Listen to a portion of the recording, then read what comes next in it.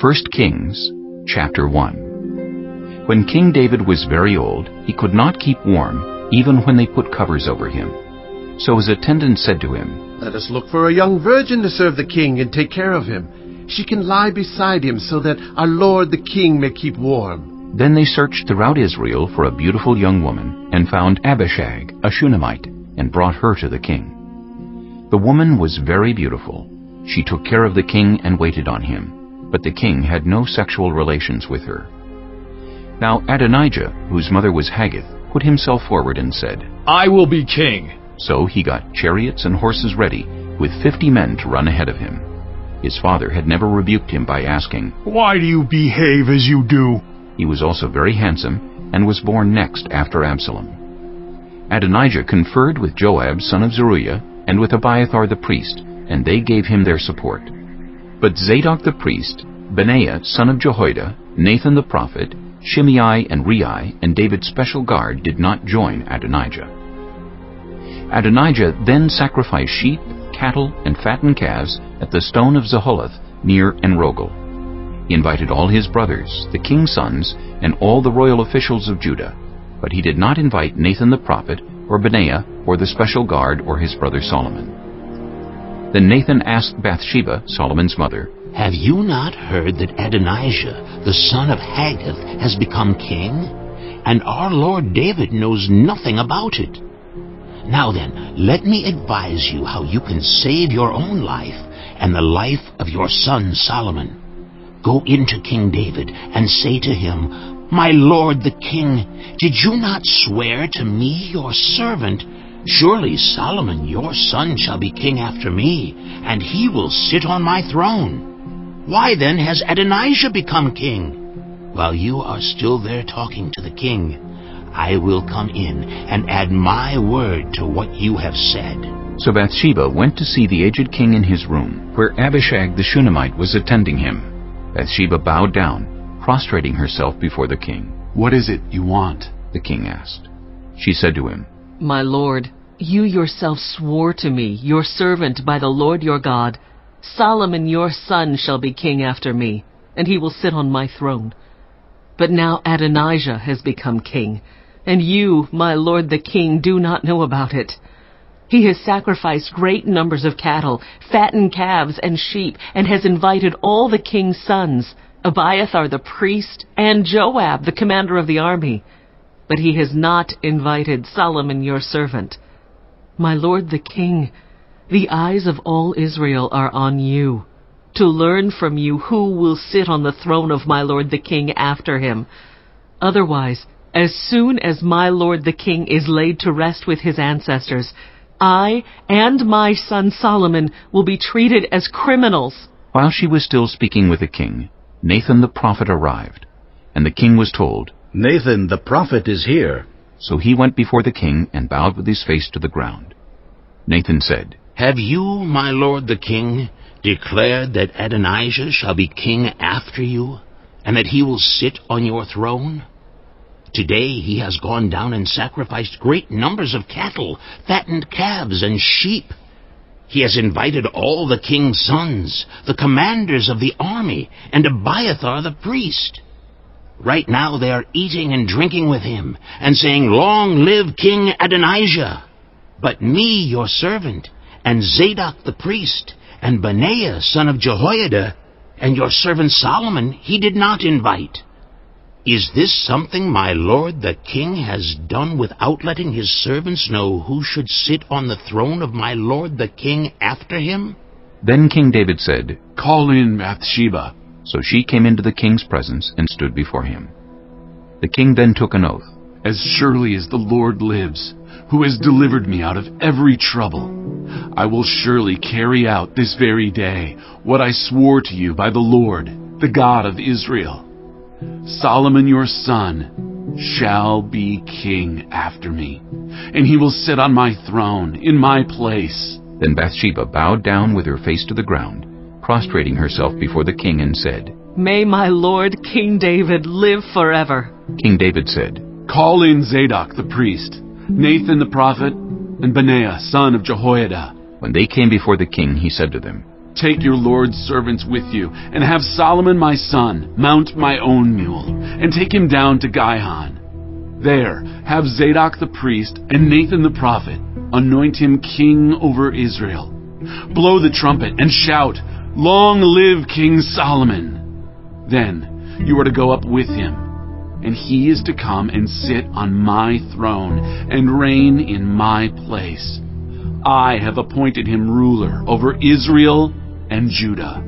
Benaiah son of Jehoiada answered the king, Amen. May the Lord, the God of my lord the king, so declare it. As the Lord was with my lord the king, so may he be with Solomon to make his throne even greater than the throne of my lord King David. So Zadok the priest, Nathan the prophet, Benaiah son of Jehoiada, the Kerethites and the Pelethites went down and had Solomon mount King David's mule, and they escorted him to Gihon. Zadok the priest took the horn of oil from the sacred tent and anointed Solomon. Then they sounded the trumpet, and all the people shouted, Long live King Solomon! And all the people went up after him, playing pipes and rejoicing greatly, so that the ground shook with the sound. Adonijah and all the guests who were with him heard it as they were finishing their feast. On hearing the sound of the trumpet, Joab asked, What's the meaning of all the noise in the city? Even as he was speaking, Jonathan son of Abiathar the priest arrived. Adonijah said, Come in. A worthy man like you must be bringing good news. "Not at all," Jonathan answered. "Our Lord King David has made Solomon king. The king has sent with him Zadok the priest, Nathan the prophet, Benaiah son of Jehoiada, the Kerethites and the Pelethites, and they have put him on the king's mule. And Zadok the priest and Nathan the prophet have anointed him king at Gihon. From there they have gone up cheering, and the city resounds with it. That's the noise you hear. Moreover, Solomon has taken his seat on the royal throne. Also, the royal officials have come to congratulate our Lord King David, saying, 'May your God make Solomon's name more famous than yours, and his throne greater than yours.' And the king bowed in worship on his bed, and said, 'Praise be to the Lord, the God of Israel, who has allowed my eyes to see a successor on my throne today.'" At this, all Adonijah's guests rose in alarm and dispersed. But Adonijah, in fear of Solomon, went and took hold of the horns of the altar. Then Solomon was told, Adonijah is afraid of King Solomon and is clinging to the horns of the altar. He says, Let King Solomon swear to me today that he will not put his servant to death with the sword. Solomon replied, If he shows himself to be worthy, not a hair of his head will fall to the ground. But if evil is found in him, he will die. Then King Solomon sent men, and they brought him down from the altar. And Adonijah came and bowed down to King Solomon. And Solomon said, Go to your home. Chapter 2. When the time drew near for David to die, he gave a charge to Solomon his son. "I am about to go the way of all the earth," he said. "So be strong. Act like a man, and observe what the Lord your God requires. Walk in obedience to him, and keep his decrees and commands, his laws and regulations, as written in the law of Moses. Do this so that you may prosper in all you do and wherever you go, and that the Lord may keep his promise to me. If your descendants watch how they live, and if they walk faithfully before me with all their heart and soul, you will never fail to have a successor on the throne of Israel. Now you yourself know what Joab, son of Zeruiah, did to me, what he did to the two commanders of Israel's armies, Abner, son of Ner, and Amasa, son of Jether. He killed them, shedding their blood in peacetime as if in battle, and with that blood he stained the belt around his waist and the sandals on his feet. Deal with him according to your wisdom, but do not let his gray head go down to the grave in peace. But show kindness to the sons of Barzillai of Gilead, and let them be among those who eat at your table. They stood by me when I fled from your brother Absalom. And remember, you have with you Shimei, son of Gera, the Benjamite from Baharim, who called down bitter curses on me the day I went to Mahanaim. When he came down to meet me at the Jordan, I swore to him by the Lord, I will not put you to death by the sword. But now, do not consider him innocent. You are a man of wisdom. You will know what to do to him. Bring his gray head down to the grave in blood." Then David rested with his ancestors and was buried in the city of David. He had reigned 40 years over Israel, 7 years in Hebron and 33 in Jerusalem. So Solomon sat on the throne of his father David, and his rule was firmly established. Now Adonijah the son of Haggith went to Bathsheba, Solomon's mother.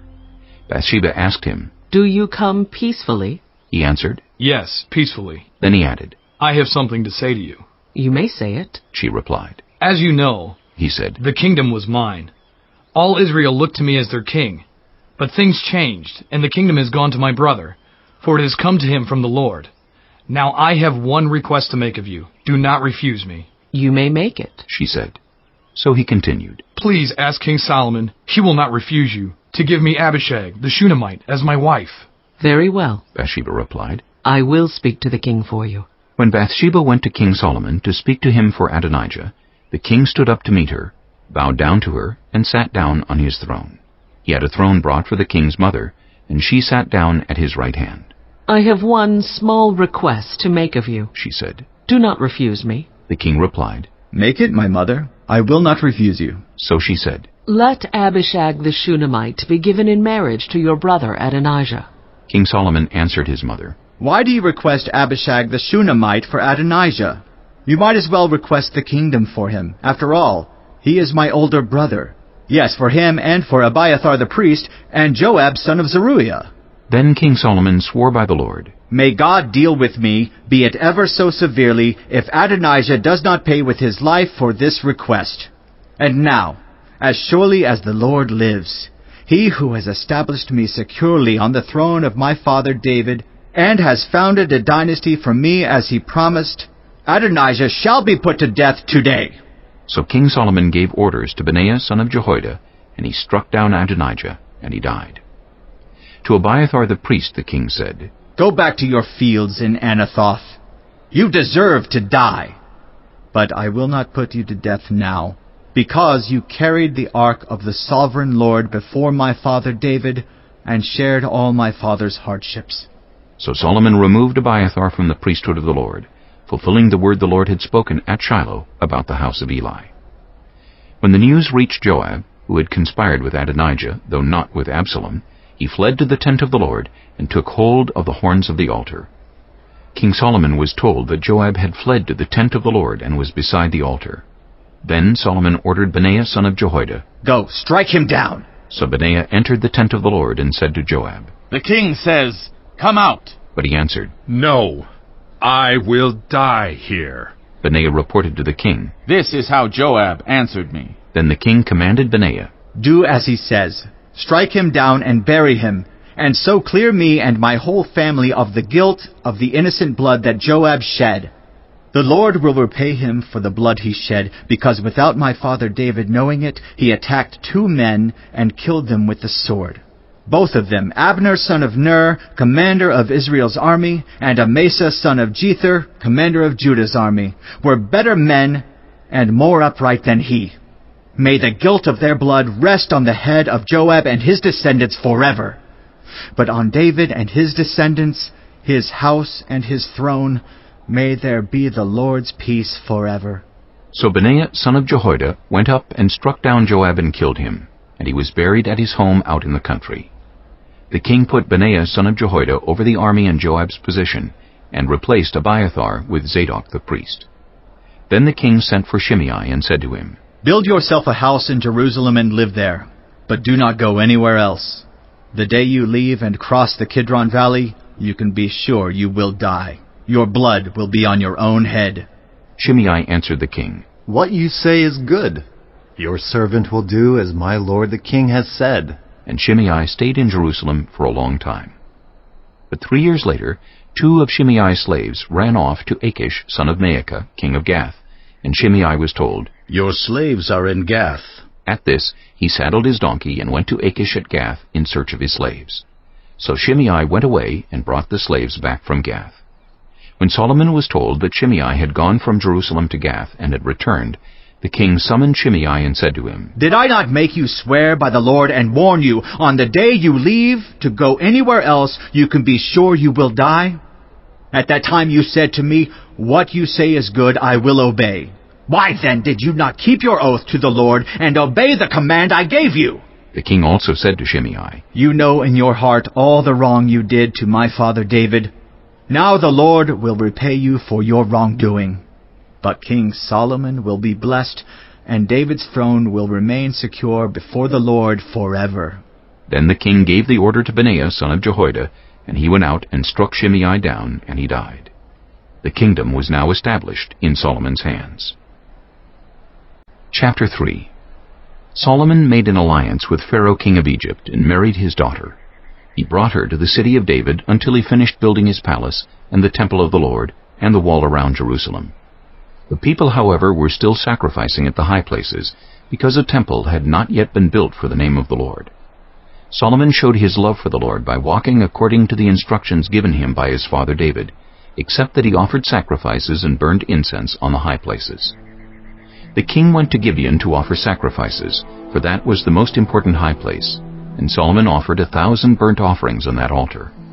At Gibeon, the Lord appeared to Solomon during the night in a dream, and God said, Ask for whatever you want me to give you. Solomon answered, You have shown great kindness to your servant, my father David, because he was faithful to you and righteous and upright in heart. You have continued this great kindness to him and have given him a son to sit on his throne this very day. Now, Lord my God, you have made your servant king in place of my father David. But I am only a little child and do not know how to carry out my duties. Your servant is here among the people you have chosen, a great people, too numerous to count or number. So give your servant a discerning heart to govern your people and to distinguish between right and wrong. For who is able to govern this great people of yours? The Lord was pleased that Solomon had asked for this. So God said to him, Since you have asked for this, and not for long life, or wealth for yourself, nor have asked for the death of your enemies, but for discernment in administering justice, I will do what you have asked. I will give you a wise and discerning heart, so that there will never have been anyone like you, nor will there ever be. Moreover, I will give you what you have not asked for, both wealth and honor, so that in your lifetime you will have no equal among kings. And if you walk in obedience to me, and keep my decrees and commands as David your father did, I will give you a long life. Then Solomon awoke, and he realized it had been a dream. He returned to Jerusalem, stood before the ark of the Lord's covenant, and sacrificed burnt offerings and fellowship offerings. Then he gave a feast for all his court. Now 2 prostitutes came to the king and stood before him. One of them said, Pardon me, my lord. This woman and I live in the same house, and I had a baby while she was there with me. The 3rd day after my child was born, this woman also had a baby. We were alone. There was no one in the house but the 2 of us. During the night, this woman's son died because she lay on him. So she got up in the middle of the night and took my son from my side while I, your servant, was asleep. She put him by her breast and put her dead son by my breast. The next morning I got up to nurse my son, and he was dead. But when I looked at him closely in the morning light, I saw that it wasn't the son I had born. The other woman said, No, the living one is my son. The dead one is yours. But the first one insisted, No, the dead one is yours. The living one is mine. And so they argued before the king. The king said, This one says, My son is alive and your son is dead, while that one says, No, your son is dead and mine is alive. Then the king said, Bring me a sword. So they brought a sword for the king. He then gave an order, Cut the living child in 2 and give half to one and half to the other. The woman whose son was alive was deeply moved out of love for her son and said to the king, Please, my lord, give her the living baby. Don't kill him. But the other said, Neither I nor you shall have him. Cut him in 2. Then the king gave his ruling. Give the living baby to the first woman. Do not kill him. She is his mother. When all Israel heard the verdict the king had given, they held the king in awe, because they saw that he had wisdom from God to administer justice. Chapter 4. So King Solomon ruled over all Israel, and these were his chief officials: Azariah, son of Zadok the priest; Elihoreph and Ahijah, sons of Shisha, secretaries; Jehoshaphat, son of Ahilud, recorder; Benaiah, son of Jehoiada, commander-in-chief; Zadok and Abiathar, priests; Azariah, son of Nathan, in charge of the district governors; Zabud, son of Nathan, a priest and advisor to the king; Ahishar, palace administrator; Adoniram, son of Abda, in charge of forced labor. Solomon had 12 district governors over all Israel, who supplied provisions for the king and the royal household. Each one had to provide supplies for 1 month in the year. These are their names: Ben-Hur, in the hill country of Ephraim; Ben-Deker, in Makaz; Shealbim, Beth-Shemesh, and Elon Beth-Hanan; Ben-Hesed, in Arubath; Soko, and all the land of Hepher were his; Ben-Abinadab, in Naphath Dor.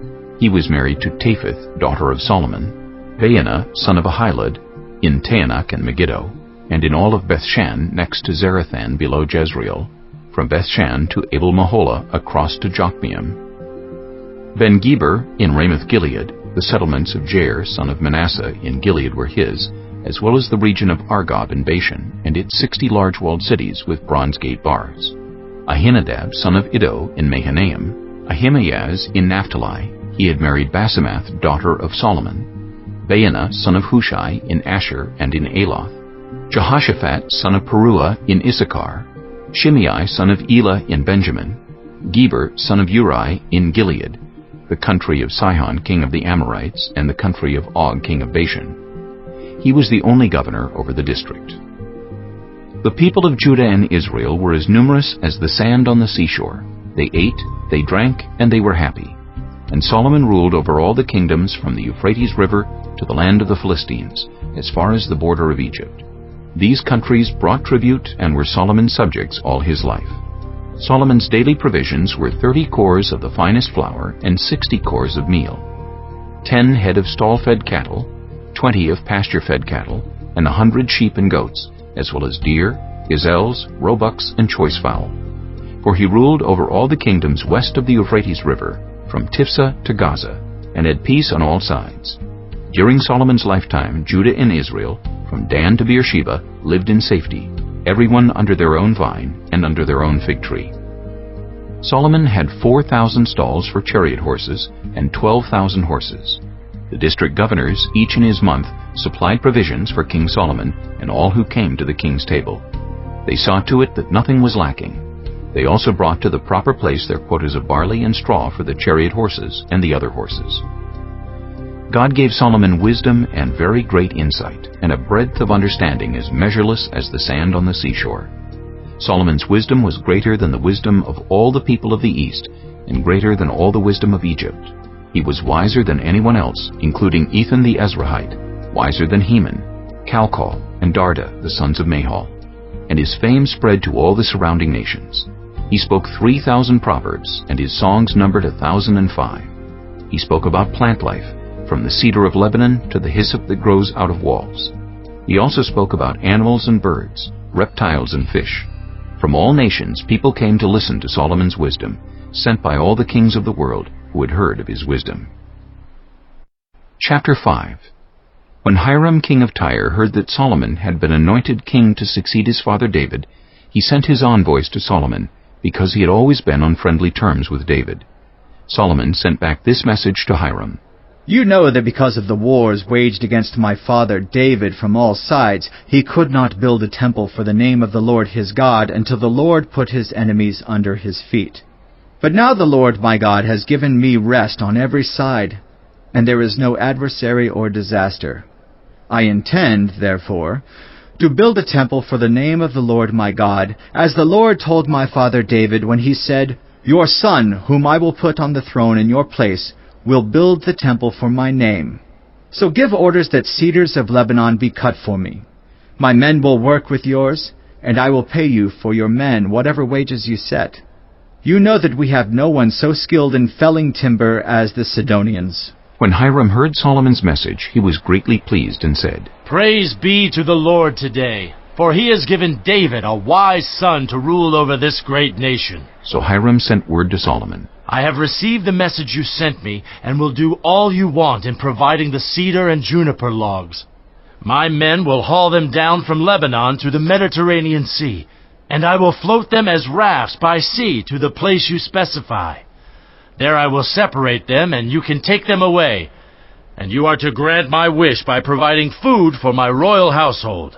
In this way, Hiram kept Solomon supplied with all the cedar and juniper logs he wanted, and Solomon gave Hiram 20,000 cores of wheat as food for his household, in addition to 20,000 baths of pressed olive oil. Solomon continued to do this for Hiram year after year. The Lord gave Solomon wisdom, just as he had promised him. There were peaceful relations between Hiram and Solomon, and the two of them made a treaty. King Solomon conscripted laborers from all Israel, 30,000 men. He sent them off to Lebanon in shifts of 10,000 a month, so that they spent 1 month in Lebanon and 2 months at home. Adoniram was in charge of the forced labor. Solomon had 70,000 carriers and 80,000 stonecutters in the hills, as well as 3,300 foremen who supervised the project and directed the workers. At the king's command, they removed from the quarry large blocks of high-grade stone to provide a foundation of dressed stone for the temple. The craftsmen of Solomon and Hiram and workers from Byblos cut and prepared the timber and stone for the building of the temple. Chapter 6. In the 480th year after the Israelites came out of Egypt, in the 4th year of Solomon's reign over Israel, in the month of Ziv, the 2nd month, he began to build the temple of the Lord. The temple that King Solomon built for the Lord was 60 cubits long, 20 wide, and 30 high.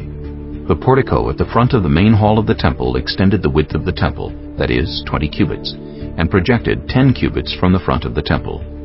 He made narrow windows high up in the temple walls.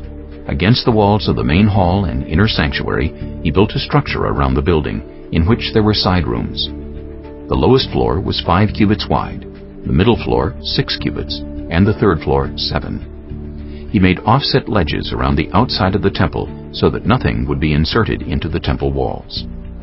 In building the temple, only blocks dressed at the quarry were used, and no hammer, chisel, or any other iron tool was heard at the temple site while it was being built. The entrance to the lowest floor was on the south side of the temple. A stairway led up to the middle level, and from there to the third. So he built the temple and completed it, roofing it with beams and cedar planks. And he built the side rooms all along the temple. The height of each was 5 cubits, and they were attached to the temple by beams of cedar. The word of the Lord came to Solomon. "As for this temple you are building, if you follow my decrees, observe my laws, and keep all my commands and obey them, I will fulfill through you the promise I gave to David your father, and I will live among the Israelites, and will not abandon my people Israel." So Solomon built the temple and completed it. He lined its interior walls with cedar boards, paneling them from the floor of the temple to the ceiling, and covered the floor of the temple with planks of juniper. He partitioned off 20 cubits at the rear of the temple with cedar boards from floor to ceiling to form within the temple an inner sanctuary, the most holy place. The main hall in front of this room was 40 cubits long. The inside of the temple was cedar, carved with gourds and open flowers. Everything was cedar, no stone was to be seen. He prepared the inner sanctuary within the temple to set the Ark of the Covenant of the Lord there. The inner sanctuary was 20 cubits long, 20 wide, and 20 high. He overlaid the inside with pure gold, and he also overlaid the altar of cedar. Solomon covered the inside of the temple with pure gold, and he extended gold chains across the front of the inner sanctuary, which was overlaid with gold. So he overlaid the whole interior with gold. He also overlaid with gold the altar that belonged to the inner sanctuary.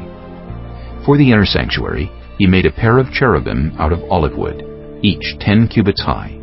One wing of the first cherub was 5 cubits long, and the other wing 5 cubits, 10 cubits from wingtip to wingtip. The second cherub also measured 10 cubits, for the 2 cherubim were identical in size and shape. The height of each cherub was 10 cubits. He placed the cherubim inside the innermost room of the temple with their wings spread out. The wing of one cherub touched one wall, while the wing of the other touched the other wall, and their wings touched each other in the middle of the room. He overlaid the cherubim with gold. On the walls all around the temple, in both the inner and outer rooms, he carved cherubim, palm trees, and open flowers. He also covered the floors of both the inner and outer rooms of the temple with gold. For the entrance to the inner sanctuary, he made doors out of olive wood that were 1/5 of the width of the sanctuary. And on the 2 olive wood doors he carved cherubim, palm trees, and open flowers, and overlaid the cherubim and palm trees with hammered gold. In the same way, for the entrance to the main hall, he made door frames out of olive wood that were 1/4 of the width of the hall. He also made 2 doors out of juniper wood, each having 2 leaves that turned in sockets. He carved cherubim, palm trees, and open flowers on them, and overlaid them with gold hammered evenly over the carvings. And he built the inner courtyard of 3 courses of dressed stone and 1 course of trimmed cedar beams. The foundation of the temple of the Lord was laid in the 4th year, in the month of Ziv. In the 11th year, in the month of Bul, the 8th month, the temple was finished in all its details according to its specifications. He had spent 7 years building it. Chapter 7. It took Solomon 13 years, however, to complete the construction of his palace. He built the palace of the forest of Lebanon 100 cubits long, 50 wide, and 30 high, with 4 rows of cedar columns supporting trimmed cedar beams. It was roofed with cedar above the beams that rested on the columns, 45 beams, 15 to a row. Its windows were placed high in sets of 3, facing each other. All the doorways had rectangular frames. They were in the front part in sets of 3, facing each other. He made a colonnade 50 cubits long and 30 wide. In front of it was a portico, and in front of that were pillars and an overhanging roof. He built the throne hall, the hall of justice, where he was to judge, and he covered it with cedar from floor to ceiling. And the palace in which he was to live, set farther back, was similar in design. Solomon also made a palace like this hall for Pharaoh's daughter, whom he had married. All these structures, from the outside to the great courtyard, and from foundation to eaves, were made of blocks of high-grade stone cut to size and smoothed on their inner and outer faces. The foundations were laid with large stones of good quality, some measuring 10 cubits and some 8. Above were high-grade stones cut to size and cedar beams.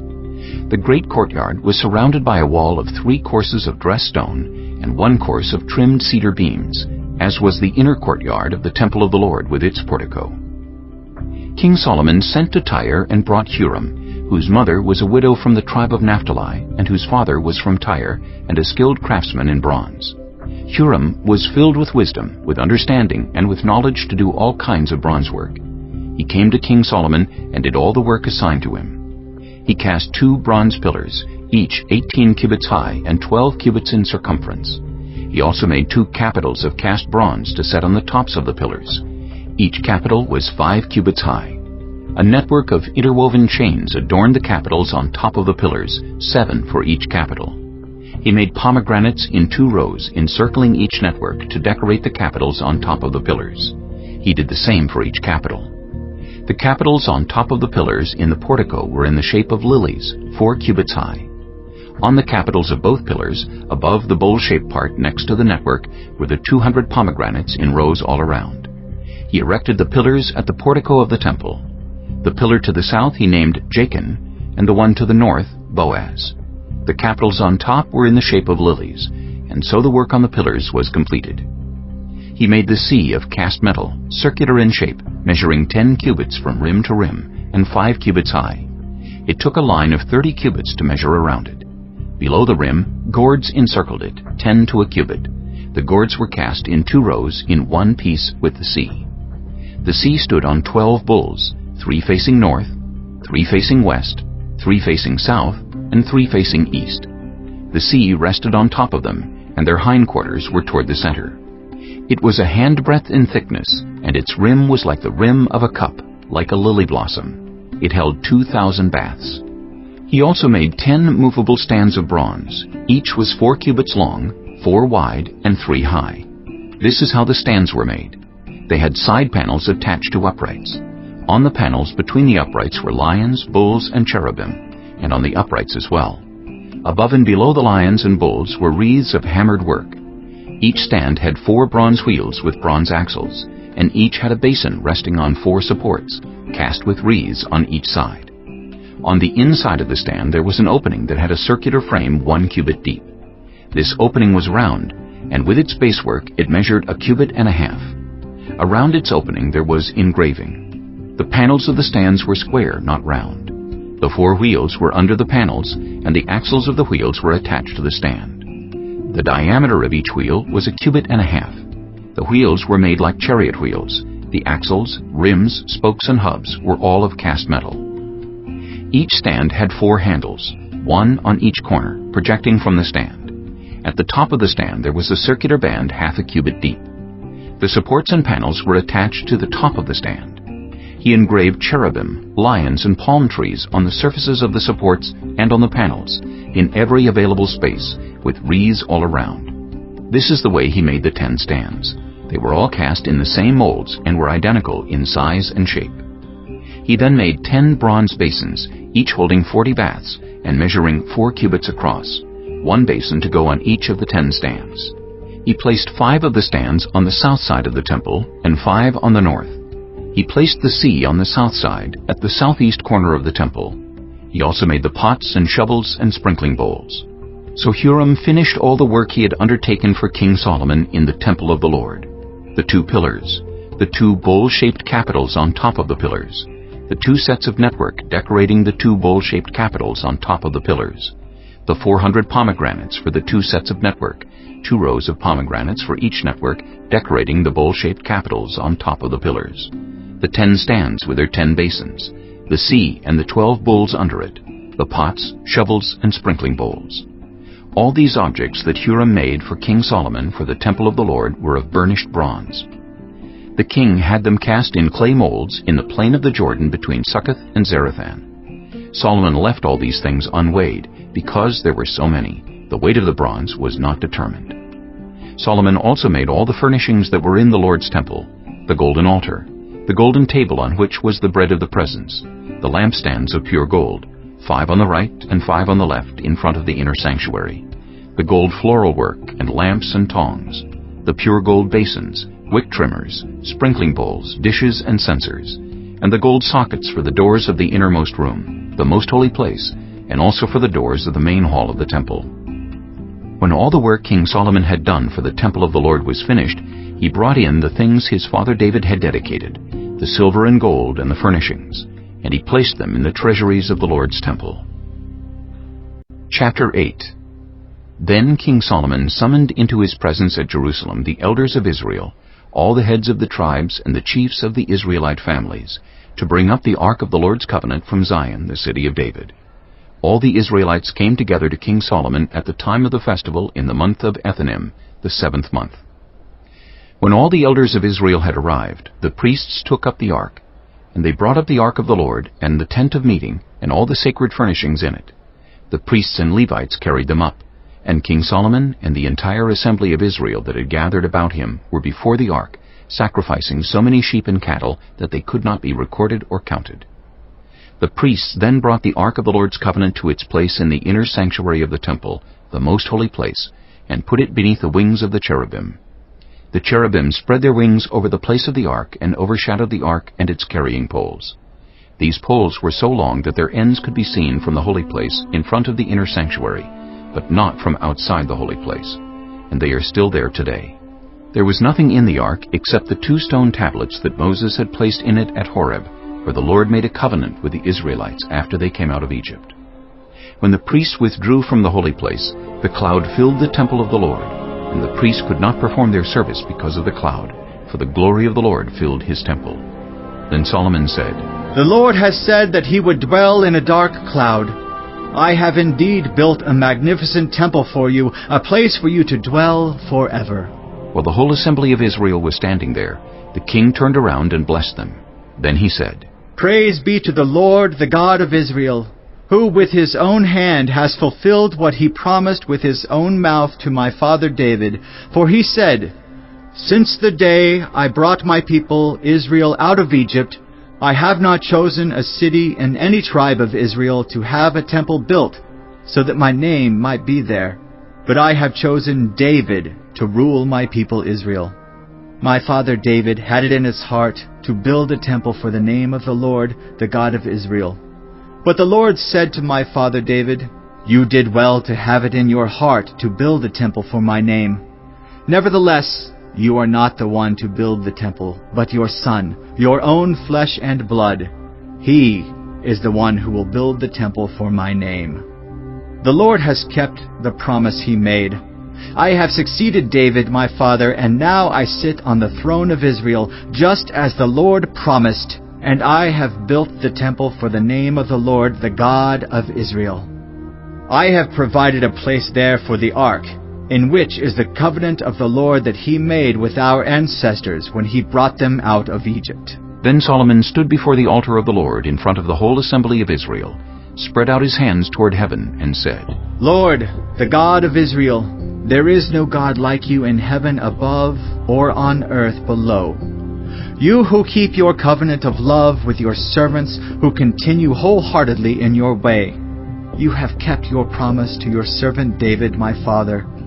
With your mouth you have promised, and with your hand you have fulfilled it, as it is today. Now, Lord, the God of Israel, keep for your servant David, my father, the promises you made to him when you said, You shall never fail to have a successor to sit before me on the throne of Israel. If only your descendants are careful in all they do to walk before me faithfully as you have done. And now, God of Israel, let your word that you promised your servant David, my father, come true. But will God really dwell on earth? The heavens, even the highest heaven, cannot contain you. How much less this temple I have built? Yet give attention to your servant's prayer and his plea for mercy, Lord my God. Hear the cry and the prayer that your servant is praying in your presence this day. May your eyes be open toward this temple night and day, this place of which you said, My name shall be there, so that you will hear the prayer your servant prays toward this place. Hear the supplication of your servant and of your people Israel when they pray toward this place. Hear from heaven your dwelling place, and when you hear, forgive.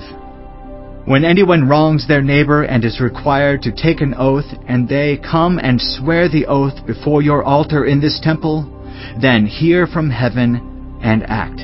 Judge between your servants, condemning the guilty by bringing down on their heads what they have done, and vindicating the innocent by treating them in accordance with their innocence.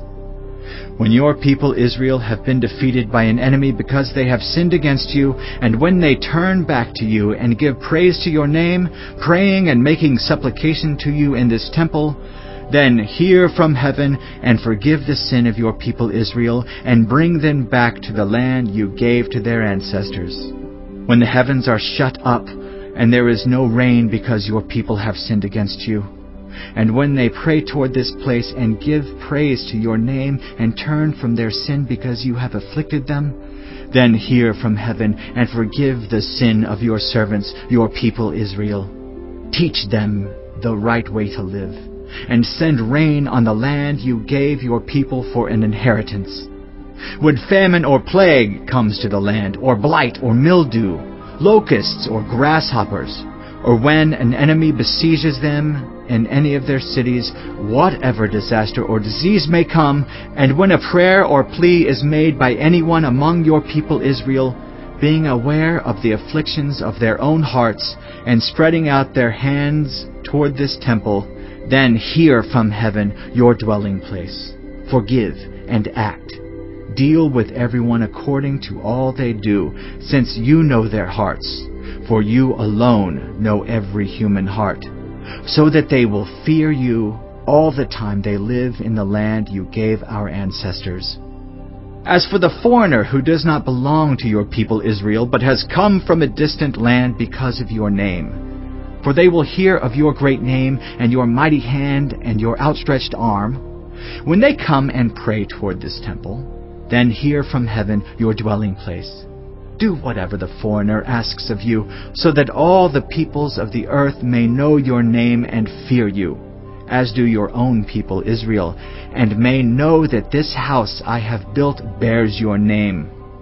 When your people go to war against their enemies, wherever you send them, and when they pray to the Lord toward the city you have chosen and the temple I have built for your name, then hear from heaven their prayer and their plea, and uphold their cause.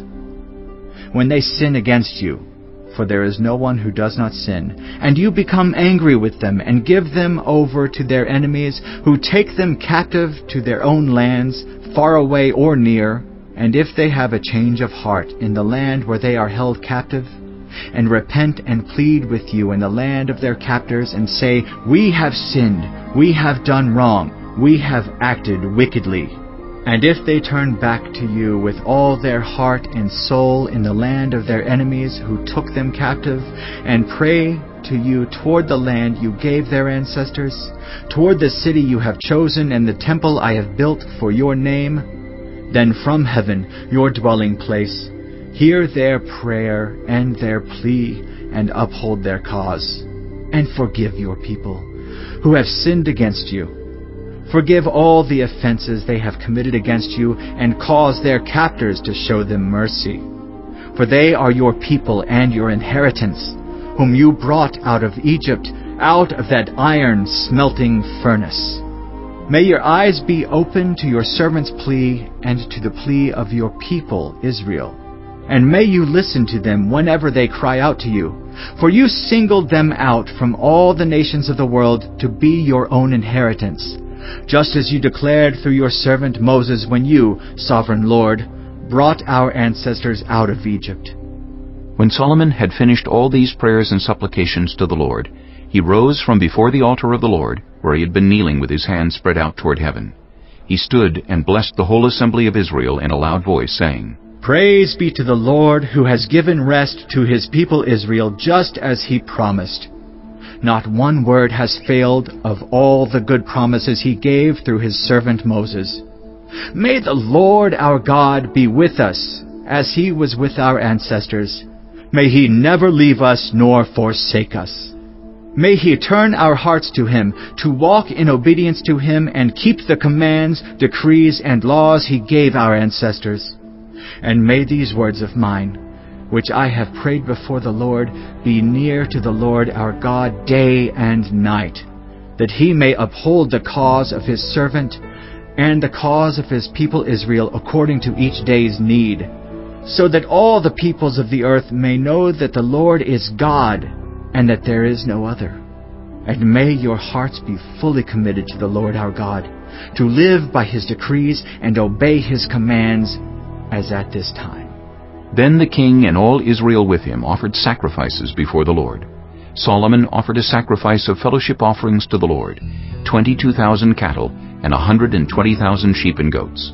So the king and all the Israelites dedicated the temple of the Lord.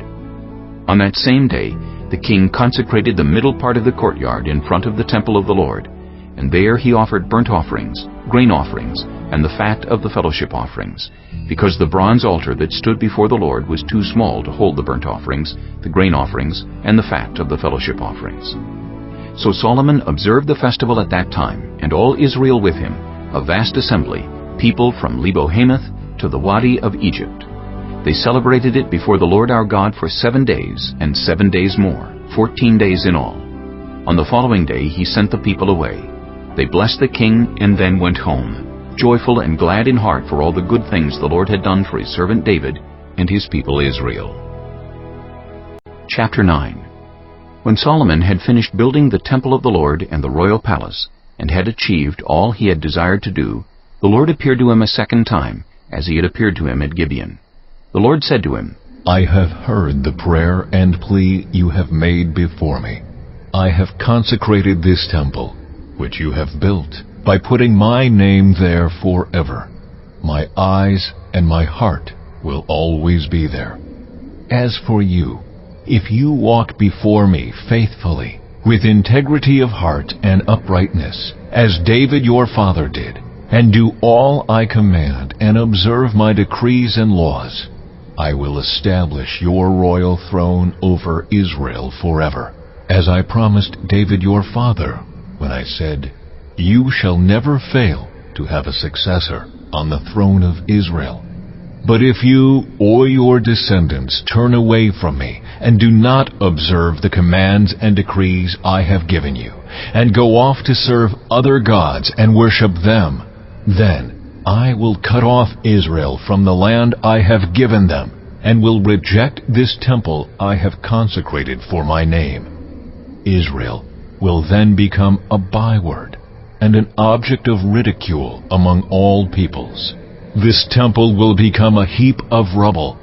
All who pass by will be appalled and will scoff and say, "Why has the Lord done such a thing to this land and to this temple?" People will answer, "Because they have forsaken the Lord their God, who brought their ancestors out of Egypt, and have embraced other gods, worshipping and serving them. That is why the Lord brought all this disaster on them." At the end of 20 years, during which Solomon built these two buildings, the temple of the Lord and the royal palace, King Solomon gave 20 towns in Galilee to Hiram, king of Tyre, because Hiram had supplied him with all the cedar and juniper and gold he wanted. But when Hiram went from Tyre to see the towns that Solomon had given him, he was not pleased with them. "What kind of towns are these you have given me, my brother?" he asked. And he called them the land of Cabul, a name they have to this day. Now Hiram had sent to the king 120 talents of gold. Here is the account of the forced labor King Solomon conscripted to build the Lord's temple, his own palace, the terraces, the wall of Jerusalem, and Hazor, Megiddo, and Gezer. Pharaoh, king of Egypt, had attacked and captured Gezer. He had set it on fire. He killed its Canaanite inhabitants, and then gave it as a wedding gift to his daughter, Solomon's wife. And Solomon rebuilt Gezer. He built up Lower Beth-horon, Baalath, and Tadmor in the desert within his land, as well as all his store cities and the towns for his chariots and for his horses, whatever he desired to build in Jerusalem, in Lebanon, and throughout all the territory he ruled. There were still people left from the Amorites, Hittites, Perizzites, Hivites, and Jebusites. These people were not Israelites. Solomon conscripted the descendants of all these peoples remaining in the land, whom the Israelites could not exterminate, to serve as slave labor, as it is to this day. But Solomon did not make slaves of any of the Israelites. They were his fighting men, his government officials, his officers, his captains, and the commanders of his chariots and charioteers. They were also the chief officials in charge of Solomon's projects, 550 officials supervising those who did the work. After Pharaoh's daughter had come up from the city of David to the palace Solomon had built for her, he constructed the terraces. 3 times a year, Solomon sacrificed burnt offerings and fellowship offerings on the altar he had built for the Lord, burning incense before the Lord along with them, and so fulfilled the temple obligations. King Solomon also built ships at Ezion-Geber, which is near Elath in Edom on the shore of the Red Sea. And Hiram sent his men, sailors who knew the sea, to serve in the fleet with Solomon's men. They sailed to Ophir and brought back 420 talents of gold, which they delivered to King Solomon. Chapter 10. When the Queen of Sheba heard about the fame of Solomon and his relationship to the Lord, she came to test Solomon with hard questions. Arriving at Jerusalem with a very great caravan, with camels carrying spices, large quantities of gold and precious stones, she came to Solomon and talked with him about all that she had on her mind. Solomon answered all her questions. Nothing was too hard for the king to explain to her. When the Queen of Sheba saw all the wisdom of Solomon and the palace he had built, the food on his table, the seating of his officials, the attending servants in their robes, his cupbearers, and the burnt offerings he made at the temple of the Lord, she was overwhelmed. She said to the king, "The report I heard in my own country about your achievements and your wisdom is true. But I did not believe these things until I came and saw with my own eyes. Indeed, not even half was told me. In wisdom and wealth you have far exceeded the report I heard. How happy your people must be! How happy your officials who continually stand before you and hear your wisdom! Praise be to the Lord your God, who has delighted in you and placed you on the throne of Israel. Because of the Lord's eternal love for Israel, he has made you king to maintain justice and righteousness." And she gave the king 120 talents of gold, large quantities of spices and precious stones. Never again were so many spices brought in as those the Queen of Sheba gave to King Solomon. Hiram's ships brought gold from Ophir, and from there they brought great cargoes of almug wood and precious stones. The king used the almug wood to make supports for the temple of the Lord and for the royal palace, and to make harps and lyres for the musicians. So much almug wood has never been imported or seen since that day. King Solomon gave the Queen of Sheba all she desired and asked for, besides what he had given her out of his royal bounty. Then she left and returned with her retinue to her own country. The weight of the gold that Solomon received yearly was 666 talents, not including the revenues from merchants and traders, and from all the Arabian kings and the governors of the territories. King Solomon made 200 large shields of hammered gold. 600 shekels of gold went into each shield. He also made 300 small shields of hammered gold, with 3 minas of gold in each shield. The king put them in the palace of the forest of Lebanon. Then the king made a great throne covered with ivory and overlaid with fine gold. The throne had 6 steps, and its back had a rounded top. On both sides of the seat were armrests, with a lion standing beside each of them. 12 lions stood on the 6 steps, one at either end of each step. Nothing like it had ever been made for any other kingdom. All King Solomon's goblets were gold, and all the household articles in the palace of the forest of Lebanon were pure gold. Nothing was made of silver, because silver was considered of little value in Solomon's days. The king had a fleet of trading ships at sea along with the ships of Hiram. Once every 3 years it returned, carrying gold, silver, and ivory, and apes and baboons. King Solomon was greater in riches and wisdom than all the other kings of the earth. The whole world sought audience with Solomon to hear the wisdom God had put in his heart. Year after year, everyone who came brought a gift, articles of silver and gold, robes, weapons and spices, and horses and mules. Solomon accumulated chariots and horses. He had 1,400 chariots and 12,000 horses, which he kept in the chariot cities, and also with him in Jerusalem. The king made silver as common in Jerusalem as stones, and cedar as plentiful as sycamore fig trees in the foothills. Solomon's horses were imported from Egypt and from Cuwe. The royal merchants purchased them from Cuwe at the current price. They imported a chariot from Egypt for 600 shekels of silver, and a horse for 150. They also exported them to all the kings of the Hittites and of the Arameans. Chapter 11. King Solomon, however, loved many foreign women besides Pharaoh's daughter, Moabites, Ammonites, Edomites, Sidonians, and Hittites. They were from nations about which the Lord had told the Israelites, "You must not intermarry with them, because they will surely turn your hearts after their gods." Nevertheless, Solomon held fast to them in love. He had 700 wives of royal birth and 300 concubines, and his wives led him astray. As Solomon grew old, his wives turned his heart after other gods, and his heart was not fully devoted to the Lord his God, as the heart of David his father had been. He followed Ashtoreth, the goddess of the Sidonians, and Molech, the detestable god of the Ammonites.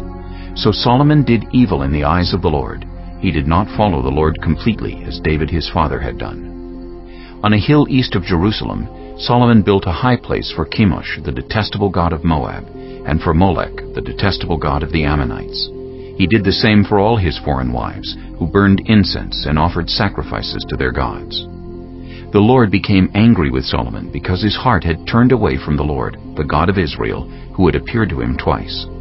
Although he had forbidden Solomon to follow other gods, Solomon did not keep the Lord's command. So the Lord said to Solomon, "Since this is your attitude, and you have not kept my covenant and my decrees, which I commanded you, I will most certainly tear the kingdom away from you and give it to one of your subordinates. Nevertheless, for the sake of David your father, I will not do it during your lifetime. I will tear it out of the hand of your son. Yet I will not tear the whole kingdom from him, but will give him one tribe for the sake of David my servant, and for the sake of Jerusalem, which I have chosen." Then the Lord raised up against Solomon an adversary, Hadad the Edomite, from the royal line of Edom. Earlier, when David was fighting with Edom, Joab the commander of the army, who had gone up to bury the dead, had struck down all the men in Edom. Joab and all the Israelites stayed there for 6 months, until they had destroyed all the men in Edom. But Hadad, still only a boy, fled to Egypt with some Edomite officials who had served his father. They set out from Midian and went to Paran. Then, taking people from Paran with them, they went to Egypt, to Pharaoh, king of Egypt, who gave Hadad a house and land and provided him with food. Pharaoh was so pleased with Hadad that he gave him a sister of his own wife, Queen Tahpenes, in marriage. The sister of Tahpenes bore him a son named Genubath, whom Tahpenes brought up in the royal palace. There Genubath lived with Pharaoh's own children. While he was in Egypt, Hadad heard that David rested with his ancestors, and that Joab, the commander of the army, was also dead. Then Hadad said to Pharaoh, "Let me go, that I may return to my own country." "What have you lacked here that you want to go back to your own country?" Pharaoh asked. "Nothing," Hadad replied. "But do let me go." And God raised up against Solomon another adversary, Rezin, son of Eliada, who had fled from his master, Hadadezer, king of Zobah. When David destroyed Zobah's army, Rezin gathered a band of men around him and became their leader. They went to Damascus, where they settled and took control. Rezin was Israel's adversary as long as Solomon lived, adding to the trouble caused by Hadad. So Rezin ruled in Aram and was hostile toward Israel. Also, Jeroboam, son of Nebat, rebelled against the king. He was one of Solomon's officials, an Ephraimite from Zerida, and his mother was a widow named Zeruiah. Here is the account of how he rebelled against the king. Solomon had built the terraces and had filled in the gap in the wall of the city of David his father. Now Jeroboam was a man of standing, and when Solomon saw how well the young man did his work, he put him in charge of the whole labor force of the tribes of Joseph. About that time, Jeroboam was going out of Jerusalem, and Ahijah the prophet of Shiloh met him on the way, wearing a new cloak. The two of them were alone out in the country, and Ahijah took hold of the new cloak he was wearing and tore it into 12 pieces. Then he said to Jeroboam, "Take 10 pieces for yourself, for this is what the Lord, the God of Israel, says. See, I am going to tear the kingdom out of Solomon's hand and give you 10 tribes. But for the sake of my servant David, and the city of Jerusalem, which I have chosen out of all the tribes of Israel, he will have 1 tribe. I will do this because they have forsaken me and worshipped Ashtoreth, the goddess of the Sidonians, Chemosh, the god of the Moabites, and Molech, the god of the Ammonites, and have not walked in obedience to me, nor done what is right in my eyes, nor kept my decrees and laws as David, Solomon's father, did.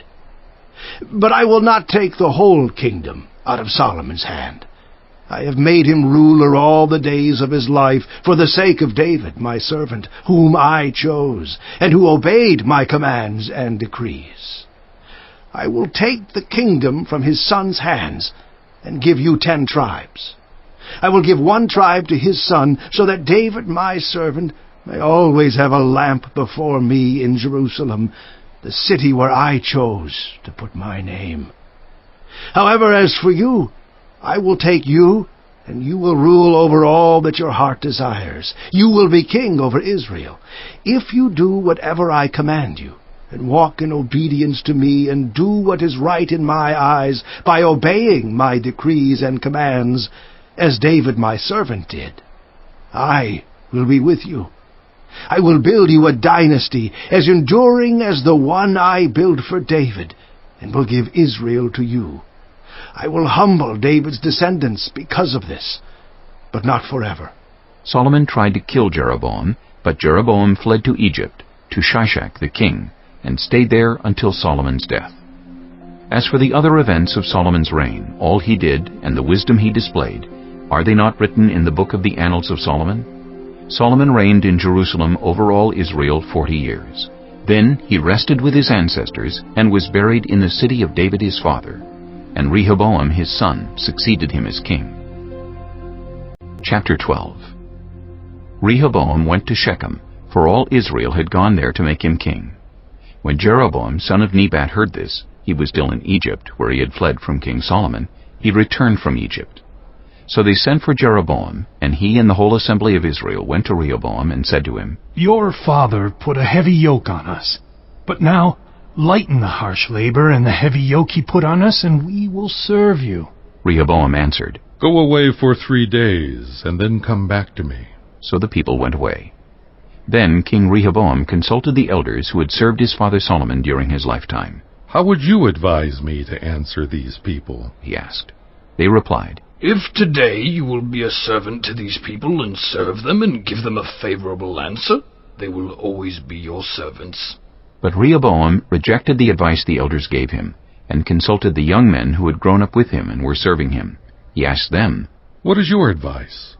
How should we answer these people who say to me, Lighten the yoke your father put on us? The young men who had grown up with him replied, These people have said to you, Your father put a heavy yoke on us, but make our yoke lighter. Now tell them, My little finger is thicker than my father's waist. My father laid on you a heavy yoke. I will make it even heavier. My father scourged you with whips. I will scourge you with scorpions. 3 days later, Jeroboam and all the people returned to Rehoboam, as the king had said. Come back to me in 3 days. The king answered the people harshly. Rejecting the advice given him by the elders, he followed the advice of the young men and said, My father made your yoke heavy. I will make it even heavier. My father scourged you with whips. I will scourge you with scorpions. So the king did not listen to the people, for this turn of events was from the Lord, to fulfill the word the Lord had spoken to Jeroboam son of Nebat through Ahijah the Shilonite. When all Israel saw that the king refused to listen to them, they answered the king, What share do we have in David? What part in Jesse's son? To your tents, Israel. Look after your own house, David. So the Israelites went home. But as for the Israelites who were living in the towns of Judah, Rehoboam still ruled over them.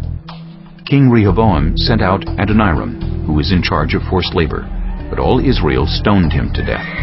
King Rehoboam, however, managed to get into his chariot and escape to Jerusalem. So Israel has been in rebellion against the house of David to this day. When all the Israelites heard that Jeroboam had returned, they sent and called him to the assembly and made him king over all Israel. Only the tribe of Judah remained loyal to the house of David. When Rehoboam arrived in Jerusalem, he mustered all Judah and the tribe of Benjamin, 180,000 able young men, to go to war against Israel and to regain the kingdom for Rehoboam son of Solomon. But this word of God came to Shemaiah the man of God. Say to Rehoboam, son of Solomon, king of Judah, to all Judah and Benjamin, and to the rest of the people, This is what the Lord says. Do not go up to fight against your brothers the Israelites. Go home, every one of you, for this is my doing. So they obeyed the word of the Lord and went home again, as the Lord had ordered. Then Jeroboam fortified Shechem in the hill country of Ephraim and lived there. From there he went out and built up Peniel. Jeroboam thought to himself, The kingdom will now likely revert to the house of David. If these people go up to offer sacrifices at the temple of the Lord in Jerusalem, they will again give their allegiance to their lord Rehoboam, king of Judah. They will kill me and return to King Rehoboam. After seeking advice, the king made 2 golden calves. He said to the people, It is too much for you to go up to Jerusalem. Here are your gods, Israel, who brought you up out of Egypt. One he set up in Bethel, and the other in Dan. And this thing became a sin. The people came to worship the one at Bethel, and went as far as Dan to worship the other. Jeroboam built shrines on high places, and appointed priests from all sorts of people, even though they were not Levites. He instituted a festival on the 15th day of the 8th month, like the festival held in Judah, and offered sacrifices on the altar. This he did in Bethel, sacrificing to the calves he had made. And at Bethel he also installed priests at the high places he had made. On the 15th day of the 8th month, a month of his own choosing, he offered sacrifices on the altar he had built at Bethel. So he instituted the festival for the Israelites, and went up to the altar to make offerings. Chapter 13. By the word of the Lord, a man of God came from Judah to Bethel, as Jeroboam was standing by the altar to make an offering. By the word of the Lord he cried out against the altar, Altar! Altar! This is what the Lord says. A son named Josiah will be born to the house of David. On you he will sacrifice the priests of the high places who make offerings here, and human bones will be burned on you. That same day the man of God gave a sign. This is the sign the Lord has declared. The altar will be split apart, and the ashes on it will be poured out." When King Jeroboam heard what the man of God cried out against the altar at Bethel, he stretched out his hand from the altar and said, "Seize him!" But the hand he stretched out toward the man shriveled up, so that he could not pull it back. Also, the altar was split apart, and its ashes poured out according to the sign given by the man of God, by the word of the Lord. Then the king said to the man of God, "Intercede with the Lord your God, and pray for me, that my hand may be restored." So the man of God interceded with the Lord, and the king's hand was restored and became as it was before. The king said to the man of God, "Come home with me for a meal, and I will give you a gift." But the man of God answered the king, "Even if you were to give me half your possessions, I would not go with you, nor would I eat bread or drink water here. For I was commanded by the word of the Lord, you must not eat bread or drink water or return by the way you came." So he took another road and did not return by the way he had come to Bethel. Now there was a certain old prophet living in Bethel, whose sons came and told him all that the man of God had done there that day. They also told their father what he had said to the king. Their father asked them, "Which way did he go?" And his sons showed him which road the man of God from Judah had taken. So he said to his sons, "Saddle the donkey for me." And when they had saddled the donkey for him, he mounted it, and rode after the man of God. He found him sitting under an oak tree and asked, "Are you the man of God who came from Judah?" "I am," he replied. So the prophet said to him, "Come home with me and eat." The man of God said, "I cannot turn back and go with you, nor can I eat bread or drink water with you in this place. I have been told by the word of the Lord, you must not eat bread or drink water there or return by the way you came." The old prophet answered, "I too am a prophet, as you are. And an angel said to me, by the word of the Lord, bring him back with you to your house, so that he may eat bread and drink water." But he was lying to him. So the man of God returned with him and ate and drank in his house. While they were sitting at the table, the word of the Lord came to the old prophet who had brought him back. He cried out to the man of God who had come from Judah, "This is what the Lord says. You have defied the word of the Lord, and have not kept the command the Lord your God gave you. You came back and ate bread and drank water in the place where he told you not to eat or drink. Therefore, your body will not be buried in the tomb of your ancestors." When the man of God had finished eating and drinking, the prophet who had brought him back saddled his donkey for him. As he went on his way, a lion met him on the road and killed him, and his body was left lying on the road, with both the donkey and the lion standing beside it. Some people who passed by saw the body lying there, with the lion standing beside the body, and they went and reported it in the city where the old prophet lived. When the prophet who had brought him back from his journey heard of it, he said, "It is the man of God who defied the word of the Lord. The Lord has given him over to the lion, which has mauled him and killed him, as the word of the Lord had warned him." The prophet said to his sons, "Saddle the donkey for me." And they did so. Then he went out and found the body lying on the road, with the donkey and the lion standing beside it. The lion had neither eaten the body nor mauled the donkey. So the prophet picked up the body of the man of God, laid it on the donkey, and brought it back to his own city to mourn for him and bury him. Then he laid the body in his own tomb, and they mourned over him and said, "Alas, my brother." After burying him, he said to his sons, "When I die, bury me in the grave where the man of God is buried. Lay my bones beside his bones. For the message he declared by the word of the Lord against the altar in Bethel, and against all the shrines on the high places in the towns of Samaria, will certainly come true." Even after this, Jeroboam did not change his evil ways, but once more appointed priests for the high places from all sorts of people. Anyone who wanted to become a priest he consecrated for the high places. This was the sin of the house of Jeroboam that led to its downfall and to its destruction from the face of the earth. Chapter 14. At that time Abijah, son of Jeroboam, became ill. And Jeroboam said to his wife, "Go disguise yourself so you won't be recognized as the wife of Jeroboam. Then go to Shiloh. Ahijah the prophet is there, the one who told me I would be king over this people. Take 10 loaves of bread with you, some cakes, and a jar of honey, and go to him. He will tell you what will happen to the boy." So Jeroboam's wife did what he said and went to Ahijah's house in Shiloh. Now Ahijah could not see, His sight was gone because of his age.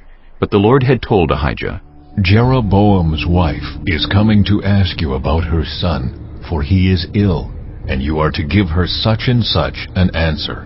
When she arrives, she will pretend to be someone else. So when Ahijah heard the sound of her footsteps at the door, he said, Come in, wife of Jeroboam. Why this pretense? I have been sent to you with bad news. Go tell Jeroboam that this is what the Lord, the God of Israel, says. I raised you up from among the people, and appointed you ruler over my people Israel. I tore the kingdom away from the house of David, and gave it to you, but you have not been like my servant David, who kept my commands, and followed me with all his heart, doing only what was right in my eyes. You have done more evil than all who lived before you. You have made for yourself other gods, idols made of metal. You have aroused my anger and turned your back on me. Because of this, I am going to bring disaster on the house of Jeroboam. I will cut off from Jeroboam every last male in Israel, slave or free. I will burn up the house of Jeroboam as one burns dung until it is all gone. Dogs will eat those belonging to Jeroboam who die in the city, and the birds will feed on those who die in the country.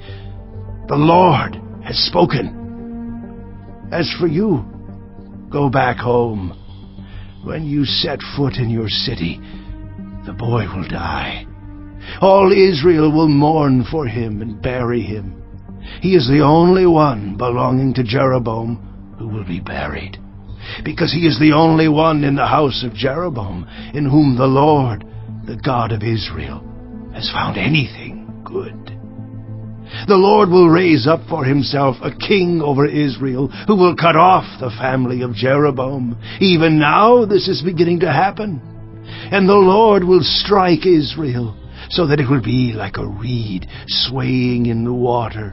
He will uproot Israel from this good land that he gave to their ancestors and scatter them beyond the Euphrates River, because they aroused the Lord's anger by making Asherah poles. And he will give Israel up because of the sins Jeroboam has committed and has caused Israel to commit. Then Jeroboam's wife got up and left and went to Tirzah.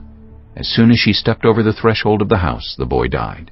They buried him, and all Israel mourned for him, as the Lord had said through his servant the prophet Ahijah. The other events of Jeroboam's reign, his wars and how he ruled, are written in the book of the annals of the kings of Israel. He reigned for 22 years, and then rested with his ancestors, and Nadab his son succeeded him as king. Rehoboam, son of Solomon, was king in Judah. He was 41 years old when he became king, and he reigned 17 years in Jerusalem, the city the Lord had chosen out of all the tribes of Israel in which to put his name. His mother's name was Naamah. She was an Ammonite. Judah did evil in the eyes of the Lord. By the sins they committed, they stirred up his jealous anger more than those who were before them had done. They also set up for themselves high places, sacred stones, and Asherah poles on every high hill and under every spreading tree. There were even male shrine prostitutes in the land. The people engaged in all the detestable practices of the nations the Lord had driven out before the Israelites. In the 5th year of King Rehoboam, Shishak, king of Egypt, attacked Jerusalem. He carried off the treasures of the temple of the Lord and the treasures of the royal palace. He took everything, including all the gold shields Solomon had made. So King Rehoboam made bronze shields to replace them, and assigned these to the commanders of the guard on duty at the entrance to the royal palace. Whenever the king went to the Lord's temple, the guards bore the shields, and afterward they returned them to the guardroom. As for the other events of Rehoboam's reign and all he did, are they not written in the book of the annals of the kings of Judah? There was continual warfare between Rehoboam and Jeroboam, and Rehoboam rested with his ancestors and was buried with them in the city of David. His mother's name was Naamah. She was an Ammonite, and Abijah his son succeeded him as king. Chapter 15.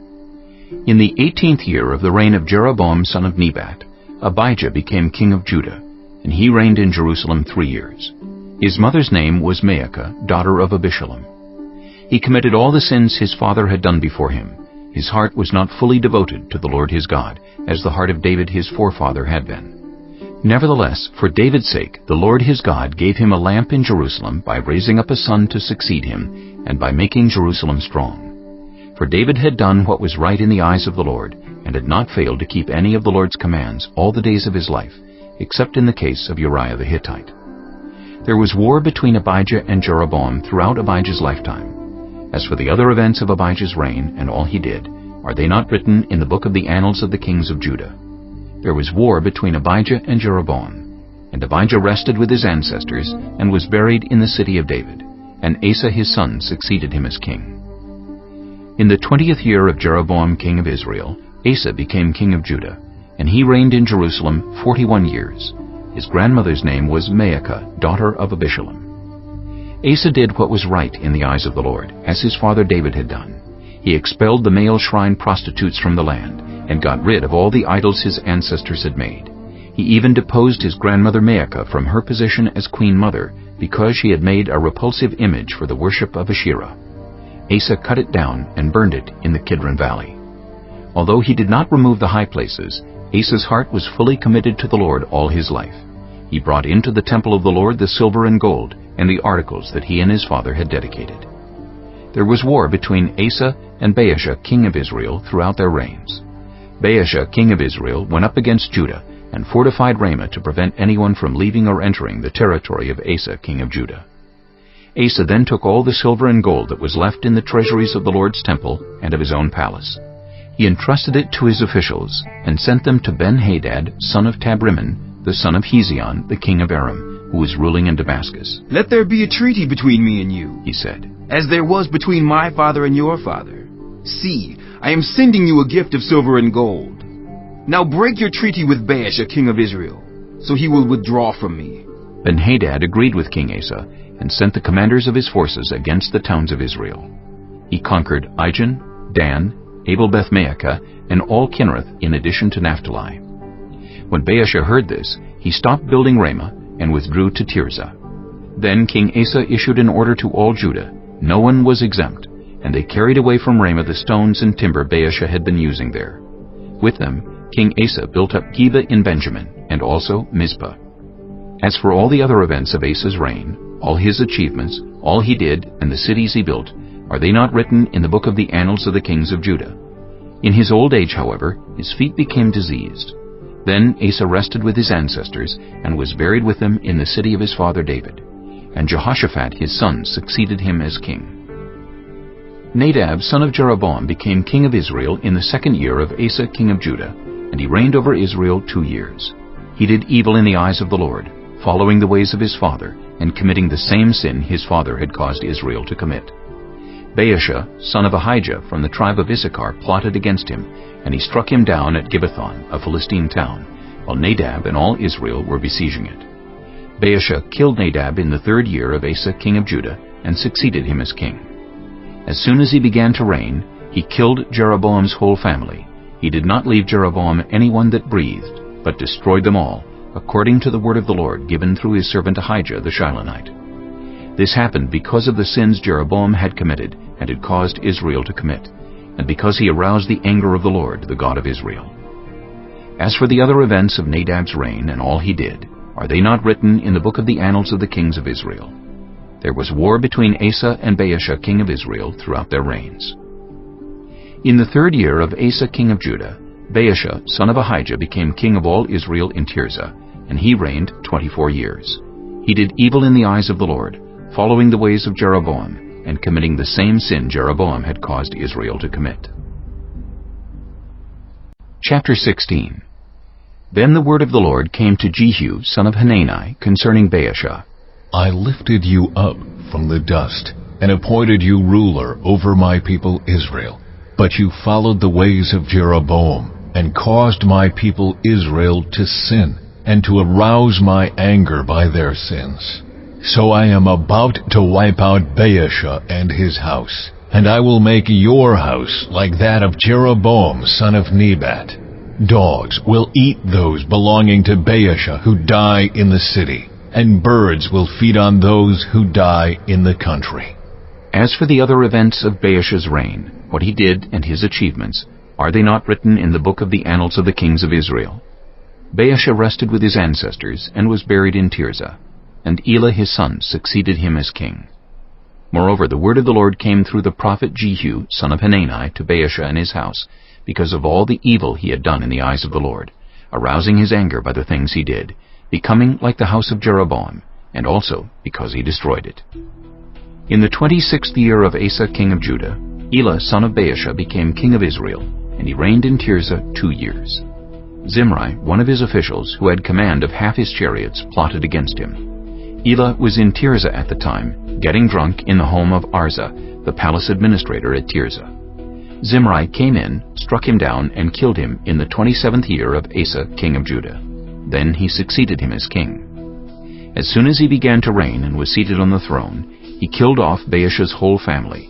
He did not spare a single male, whether relative or friend. So Zimri destroyed the whole family of Baasha, in accordance with the word of the Lord spoken against Baasha through the prophet Jehu, because of all the sins Baasha and his son Elah had committed and had caused Israel to commit, so that they aroused the anger of the Lord, the God of Israel, by their worthless idols. As for the other events of Elah's reign and all he did, are they not written in the book of the annals of the kings of Israel? In the 27th year of Asa king of Judah, Zimri reigned in Tirzah 7 days. The army was encamped near Gibbethon, a Philistine town. When the Israelites in the camp heard that Zimri had plotted against the king and murdered him, they proclaimed Omri, the commander of the army, king over Israel that very day there in the camp. Then Omri and all the Israelites with him withdrew from Gibbethon and lay siege to Tirzah.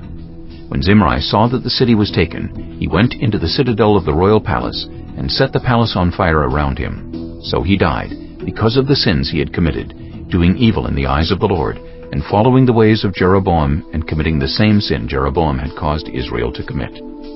As for the other events of Zimri's reign, and the rebellion he carried out, are they not written in the book of the annals of the kings of Israel? Then the people of Israel were split into 2 factions. Half supported Tibni, son of Ginath, for king, and the other half supported Omri. But Omri's followers proved stronger than those of Tibni, son of Ginath. So Tibni died, and Omri became king. In the 31st year of Asa king of Judah, Omri became king of Israel, and he reigned 12 years, 6 of them in Tirzah. He bought the hill of Samaria from Shemer for 2 talents of silver, and built a city on the hill, calling it Samaria, after Shemer, the name of the former owner of the hill. But Omri did evil in the eyes of the Lord, and sinned more than all those before him. He followed completely the ways of Jeroboam son of Nebat, committing the same sin Jeroboam had caused Israel to commit, so that they aroused the anger of the Lord, the God of Israel, by their worthless idols. As for the other events of Omri's reign, what he did and the things he achieved, are they not written in the book of the annals of the kings of Israel? Omri rested with his ancestors and was buried in Samaria, and Ahab his son succeeded him as king. In the 38th year of Asa king of Judah, Ahab son of Omri became king of Israel, and he reigned in Samaria over Israel 22 years. Ahab son of Omri did more evil in the eyes of the Lord than any of those before him. He not only considered it trivial to commit the sins of Jeroboam son of Nebat, but he also married Jezebel, daughter of Ethbaal, king of the Sidonians, and began to serve Baal and worship him. He set up an altar for Baal in the temple of Baal that he built in Samaria. Ahab also made an Asherah pole, and did more to arouse the anger of the Lord, the God of Israel, than did all the kings of Israel before him. In Ahab's time, Hiel of Bethel rebuilt Jericho. He laid its foundations at the cost of his firstborn son Abiram, and he set up its gates at the cost of his youngest son Segub, in accordance with the word of the Lord spoken by Joshua son of Nun. Chapter 17. Now Elijah the Tishbite from Tishbe in Gilead said to Ahab, As the Lord, the God of Israel, lives, whom I serve, there will be neither dew nor rain in the next few years except at my word. Then the word of the Lord came to Elijah.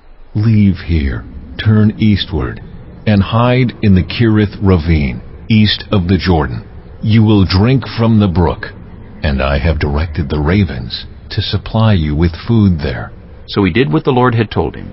He went to the Kerith ravine, east of the Jordan, and stayed there. The ravens brought him bread and meat in the morning, and bread and meat in the evening, and he drank from the brook. Some time later the brook dried up, because there had been no rain in the land. Then the word of the Lord came to him. Go at once to Zarephath, in the region of Sidon, and stay there. I have directed a widow there to supply you with food. So he went to Zarephath. When he came to the town gate, a widow was there gathering sticks. He called to her and asked, "Would you bring me a little water in a jar so I may have a drink?" As she was going to get it, he called, "And bring me, please, a piece of bread." As surely as the Lord your God lives, she replied, I don't have any bread. Only a handful of flour in a jar and a little olive oil in a jug. I am gathering a few sticks to take home and make a meal for myself and my son, that we may eat it and die." Elijah said to her, "Don't be afraid. Go home and do as you have said. But first make a small loaf of bread for me from what you have and bring it to me, and then make something for yourself and your son. For this is what the Lord, the God of Israel, says. The jar of flour will not be used up, and the jug of oil will not run dry until the day the Lord sends rain on the land." She went away and did as Elijah had told her. So there was food every day for Elijah and for the woman and her family. For the jar of flour was not used up, and the jug of oil did not run dry, in keeping with the word of the Lord spoken by Elijah. Some time later, the son of the woman who owned the house became ill. He grew worse, and finally stopped breathing. She said to Elijah, "What do you have against me, man of God? Did you come to remind me of my sin and kill my son?"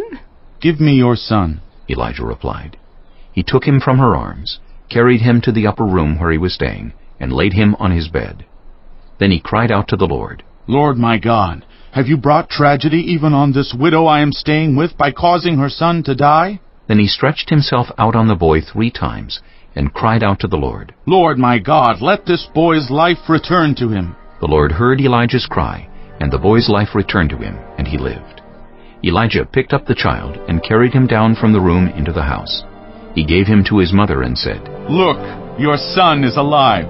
Then the woman said to Elijah, "Now I know that you are a man of God, and that the word of the Lord from your mouth is the truth."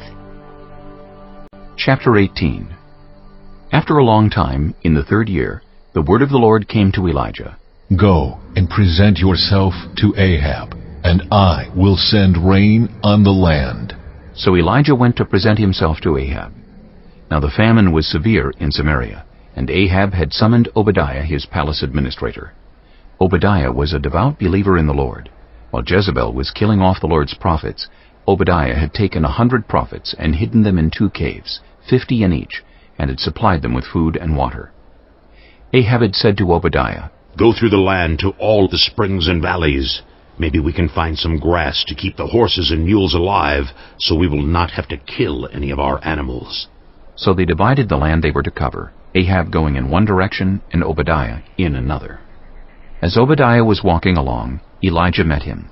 Obadiah recognized him, bowed down to the ground, and said, "Is it really you, my lord Elijah?" "Yes," he replied. "Go tell your master, Elijah is here." "What have I done wrong?" asked Obadiah. "That you are handing your servant over to Ahab to be put to death?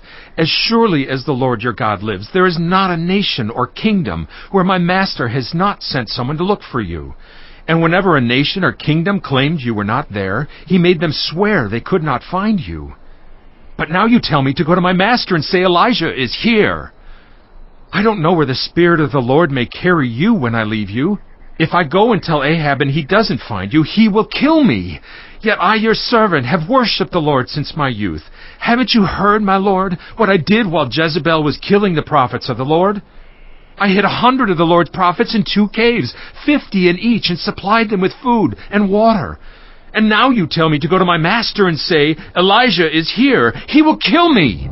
Elijah said, "As the Lord Almighty lives, whom I serve, I will surely present myself to Ahab today." So Obadiah went to meet Ahab and told him. And Ahab went to meet Elijah. When he saw Elijah, he said to him, "Is that you, you troubler of Israel?" "I have not made trouble for Israel," Elijah replied. "but you and your father's family have. You have abandoned the Lord's commands and have followed the Baals.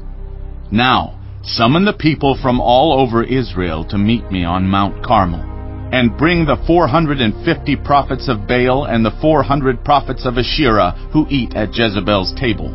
So Ahab sent word throughout all Israel and assembled the prophets on Mount Carmel. Elijah went before the people and said, How long will you waver between two opinions? If the Lord is God, follow him. But if Baal is God, follow him. But the people said nothing. Then Elijah said to them, I am the only one of the Lord's prophets left, but Baal has 450 prophets. Get 2 bulls for us. Let Baal's prophets choose one for themselves, and let them cut it into pieces, and put it on the wood, but not set fire to it. I will prepare the other bull, and put it on the wood, but not set fire to it. Then you call on the name of your God, and I will call on the name of the Lord, the God who answers by fire. He is God. Then all the people said, What you say is good. Elijah said to the prophets of Baal, Choose one of the bulls and prepare it first, since there are so many of you. Call on the name of your God, but do not light the fire. So they took the bull given them and prepared it. Then they called on the name of Baal from morning till noon. Baal, answer us, they shouted. But there was no response, no one answered. And they danced around the altar they had made. At noon, Elijah began to taunt them. Shout louder, he said. Surely he is a god. Perhaps he is deep in thought, or busy, or traveling. Maybe he is sleeping and must be awakened. So they shouted louder and slashed themselves with swords and spears, as was their custom, until their blood flowed. Midday passed, and they continued their frantic prophesying until the time for the evening sacrifice. But there was no response. No one answered. No one paid attention. Then Elijah said to all the people, Come here to me. They came to him, and he repaired the altar of the Lord, which had been torn down. Elijah took 12 stones, one for each of the tribes descended from Jacob, to whom the word of the Lord had come, saying, Your name shall be Israel. With the stones he built an altar in the name of the Lord, and he dug a trench around it large enough to hold 2 seahs of seed. He arranged the wood, cut the bull into pieces, and laid it on the wood. Then he said to them, Fill 4 large jars with water, and pour it on the offering and on the wood. Do it again, he said, and they did it again. Do it a 3rd time, he ordered, and they did it the 3rd time. The water ran down around the altar and even filled the trench. At the time of sacrifice, the prophet Elijah stepped forward and prayed, Lord, the God of Abraham, Isaac, and Israel, let it be known today that you are God in Israel, and that I am your servant and have done all these things at your command. Answer me, Lord. Answer me so these people will know that you, Lord, are God, and that you are turning their hearts back again. Then the fire of the Lord fell and burned up the sacrifice, the wood, the stones, and the soil, and also licked up the water in the trench. When all the people saw this, they fell prostrate and cried, The Lord, He is God! The Lord, He is God! Then Elijah commanded them, Seize the prophets of Baal! Don't let anyone get away! They seized them, and Elijah had them brought down to the Kishon Valley and slaughtered there. And Elijah said to Ahab, Go, eat and drink, for there is the sound of a heavy rain. So Ahab went off to eat and drink. But Elijah climbed to the top of Carmel, bent down to the ground, and put his face between his knees. Go and look toward the sea, he told his servant. And he went up and looked. There is nothing there, he said. 7 times Elijah said, Go back. The 7th time the servant reported, A cloud as small as a man's hand is rising from the sea. So Elijah said, Go and tell Ahab, Hitch up your chariot, and go down before the rain stops you. Meanwhile, the sky grew black with clouds, the wind rose, a heavy rain started falling, and Ahab rode off to Jezreel. The power of the Lord came on Elijah, and, tucking his cloak into his belt, he ran ahead of Ahab all the way to Jezreel. Chapter 19. Now Ahab told Jezebel everything Elijah had done, and how he had killed all the prophets with the sword. So Jezebel sent a messenger to Elijah to say, May the gods deal with me, be it ever so severely, if by this time tomorrow I do not make your life like that of one of them." Elijah was afraid and ran for his life. When he came to Beersheba in Judah, he left his servant there, while he himself went a day's journey into the wilderness. He came to a broom bush, sat down under it, and prayed that he might die. "I have had enough, Lord," he said. "Take my life. I am no better than my ancestors." Then he lay down under the bush and fell asleep. All at once an angel touched him and said, "Get up and eat." He looked around, and there by his head was some bread baked over hot coals, and a jar of water. He ate and drank, and then lay down again. The angel of the Lord came back a second time and touched him and said, "Get up and eat, for the journey is too much for you." So he got up and ate and drank. Strengthened by that food, he traveled 40 days and 40 nights until he reached Horeb, the mountain of God. There he went into a cave and spent the night. And the word of the Lord came to him. "What are you doing here, Elijah?" He replied, "I have been very zealous for the Lord God Almighty. The Israelites have rejected your covenant, torn down your altars, and put your prophets to death with the sword. I am the only one left, and now they are trying to kill me too." The Lord said, "Go out and stand on the mountain in the presence of the Lord, for the Lord is about to pass by." Then a great and powerful wind tore the mountains apart and shattered the rocks before the Lord. But the Lord was not in the wind. After the wind there was an earthquake, but the Lord was not in the earthquake. After the earthquake came a fire, but the Lord was not in the fire. And after the fire came a gentle whisper. When Elijah heard it, he pulled his cloak over his face and went out and stood at the mouth of the cave. Then a voice said to him, "What are you doing here, Elijah?" He replied, "I have been very zealous for the Lord God Almighty. The Israelites have rejected your covenant, torn down your altars, and put your prophets to death with the sword. I am the only one left, and now they are trying to kill me too." The Lord said to him, "Go back the way you came, and go to the desert of Damascus. When you get there, anoint Hazael king over Aram. Also anoint Jehu son of Nimshi king over Israel, and anoint Elisha son of Shaphat from Abel-Meholah to succeed you as prophet. Jehu will put to death any who escape the sword of Hazael, and Elisha will put to death any who escape the sword of Jehu. Yet I reserve 7,000 in Israel, all whose knees have not bowed down to Baal, and whose mouths have not kissed him." So Elijah went from there and found Elisha, son of Shaphat. He was plowing with 12 yoke of oxen, and he himself was driving the 12th pair. Elijah went up to him and threw his cloak around him. Elisha then left his oxen and ran after Elijah. "Let me kiss my father and mother goodbye," he said, "and then I will come with you." "Go back," Elijah replied. "What have I done to you?" So Elisha left him and went back. He took his yoke of oxen and slaughtered them. He burned the plowing equipment to cook the meat, and gave it to the people, and they ate. Then he set out to follow Elijah and became his servant. Chapter 20. Now Ben-Hadad, king of Aram, mustered his entire army. Accompanied by 32 kings with their horses and chariots, he went up and besieged Samaria and attacked it. He sent messengers into the city to Ahab, king of Israel, saying, "This is what Ben-Hadad says. Your silver and gold are mine, and the best of your wives and children are mine."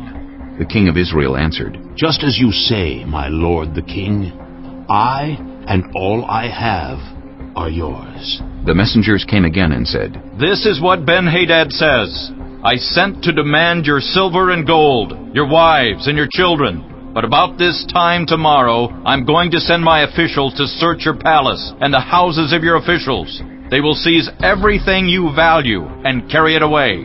The king of Israel summoned all the elders of the land and said to them, "See how this man is looking for trouble? When he sent for my wives and my children, my silver and my gold, I did not refuse him."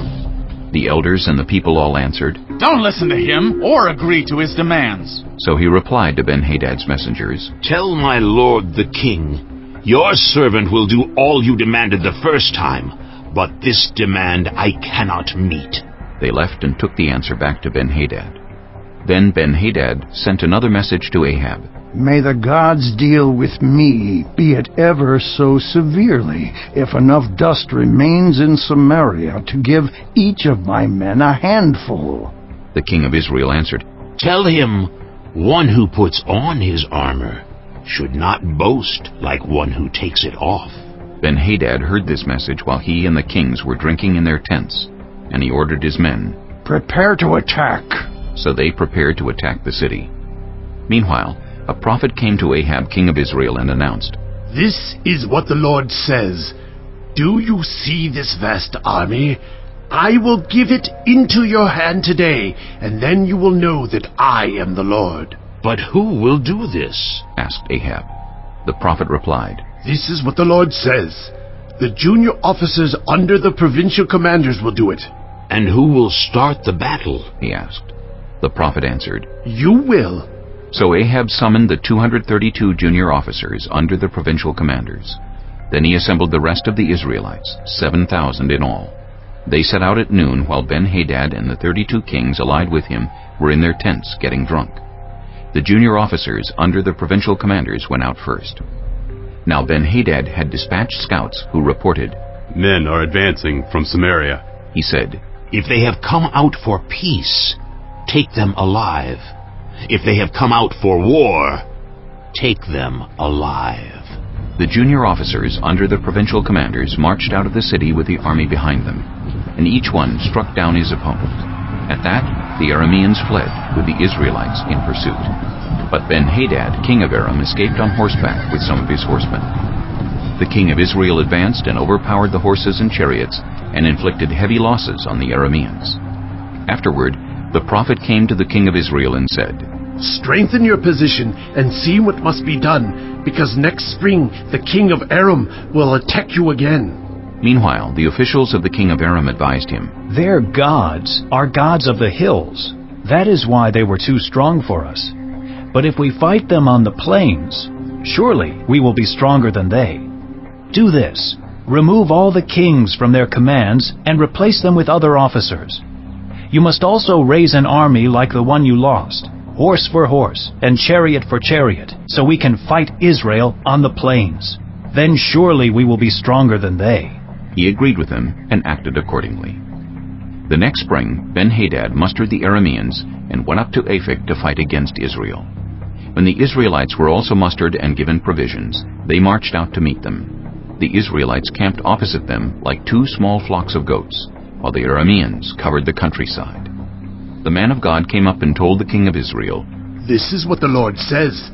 Because the Arameans think the Lord is a God of the hills and not a God of the valleys, I will deliver this vast army into your hands, and you will know that I am the Lord." For 7 days they camped opposite each other, and on the 7th day the battle was joined. The Israelites inflicted 100,000 casualties on the Aramean foot soldiers in 1 day. The rest of them escaped to the city of Aphek, where the wall collapsed on 27,000 of them, and Ben-Hadad fled to the city and hid in an inner room. His officials said to him, "Look, we have heard that the kings of Israel are merciful.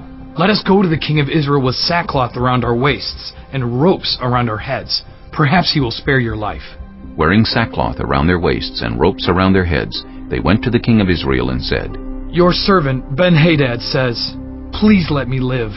The king answered, "Is he still alive? He is my brother."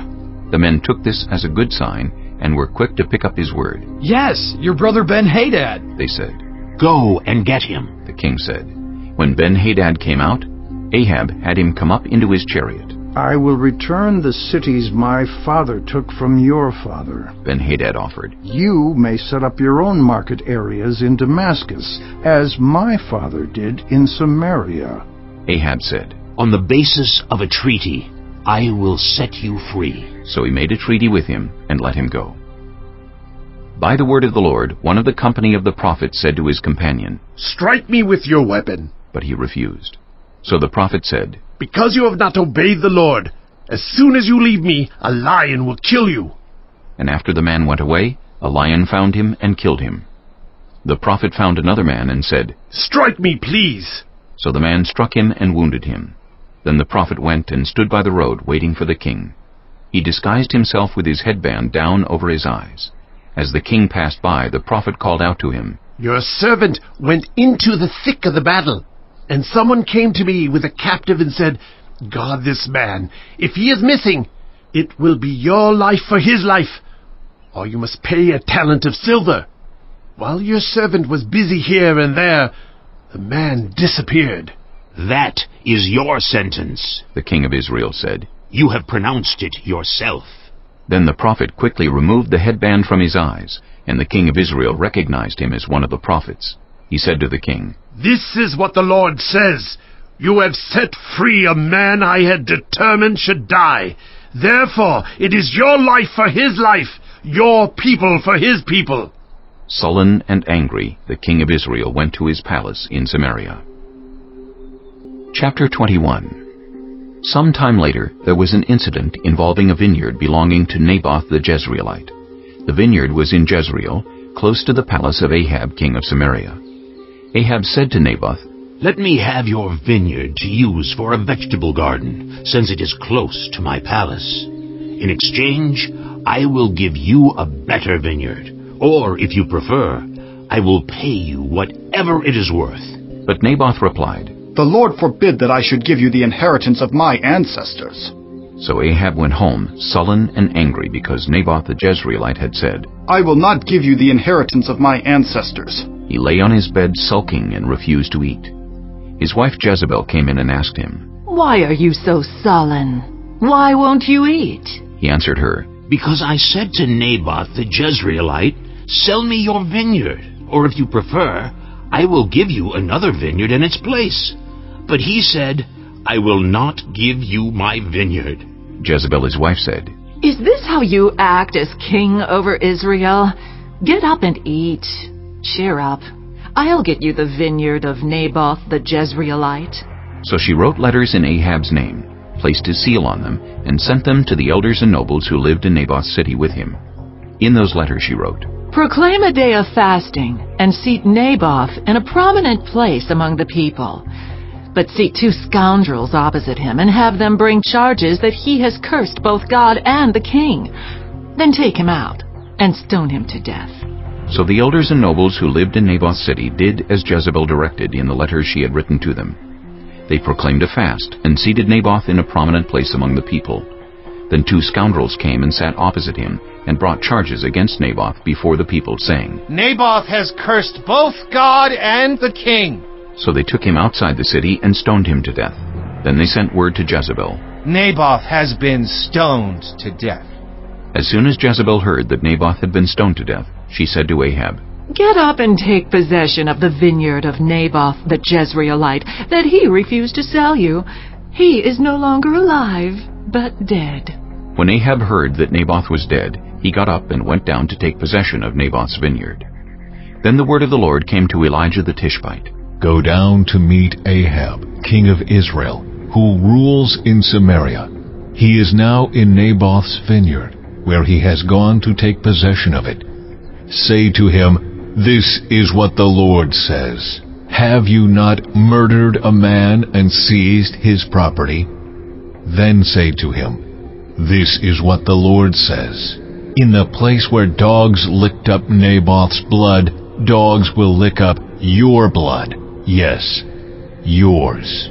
Ahab said to Elijah, "So you have found me, my enemy." "I have found you," he answered, "because you have sold yourself to do evil in the eyes of the Lord. He says, 'I am going to bring disaster on you. I will wipe out your descendants and cut off from Ahab every last male in Israel, slave or free. I will make your house like that of Jeroboam, son of Nebat, and that of Baasha, son of Ahijah, because you have aroused my anger and have caused Israel to sin.' And also concerning Jezebel, the Lord says, 'Dogs will devour Jezebel by the wall of Jezreel. Dogs will eat those belonging to Ahab who die in the city, and the birds will feed on those who die in the country.'" There was never anyone like Ahab who sold himself to do evil in the eyes of the Lord, urged on by Jezebel his wife. He behaved in the vilest manner by going after idols, like the Amorites the Lord drove out before Israel. When Ahab heard these words, he tore his clothes, put on sackcloth, and fasted. He lay in sackcloth and went around meekly. Then the word of the Lord came to Elijah the Tishbite. Have you noticed how Ahab has humbled himself before me? Because he has humbled himself, I will not bring this disaster in his day, but I will bring it on his house in the days of his son. Chapter 22. For 3 years there was no war between Aram and Israel. But in the 3rd year, Jehoshaphat, king of Judah, went down to see the king of Israel. The king of Israel had said to his officials, Don't you know that Ramoth-Gilead belongs to us? And yet we are doing nothing to retake it from the king of Aram? So he asked Jehoshaphat, Will you go with me to fight against Ramoth-Gilead? Jehoshaphat replied to the king of Israel, I am as you are, my people as your people, my horses as your horses. But Jehoshaphat also said to the king of Israel, First, seek the counsel of the Lord. So the king of Israel brought together the prophets, about 400 men, and asked them, Shall I go to war against Ramoth-Gilead, or shall I refrain? Go, they answered, for the Lord will give it into the king's hand. But Jehoshaphat asked, Is there no longer a prophet of the Lord here, whom we can inquire of? The king of Israel answered Jehoshaphat, There is still one prophet through whom we can inquire of the Lord, but I hate him because he never prophesies anything good about me, but always bad. He is Micaiah, son of Imlah. The king should not say such a thing, Jehoshaphat replied. So the king of Israel called one of his officials and said, Bring Micaiah, son of Imlah, at once. Dressed in their royal robes, the king of Israel and Jehoshaphat, king of Judah, were sitting on their thrones at the threshing floor by the entrance of the gate of Samaria, with all the prophets prophesying before them. Now Zedekiah, son of Chenaanah, had made iron horns, and he declared, This is what the Lord says, With these you will gore the Arameans until they are destroyed. All the other prophets were prophesying the same thing. Attack Ramoth-Gilead and be victorious, they said, for the Lord will give it into the king's hand. The messenger who had gone to summon Micaiah said to him, Look, the other prophets, without exception, are predicting success for the king. Let your word agree with theirs, and speak favorably. But Micaiah said, As surely as the Lord lives, I can tell him only what the Lord tells me. When he arrived, the king asked him, Micaiah, shall we go to war against Ramoth-Gilead or not?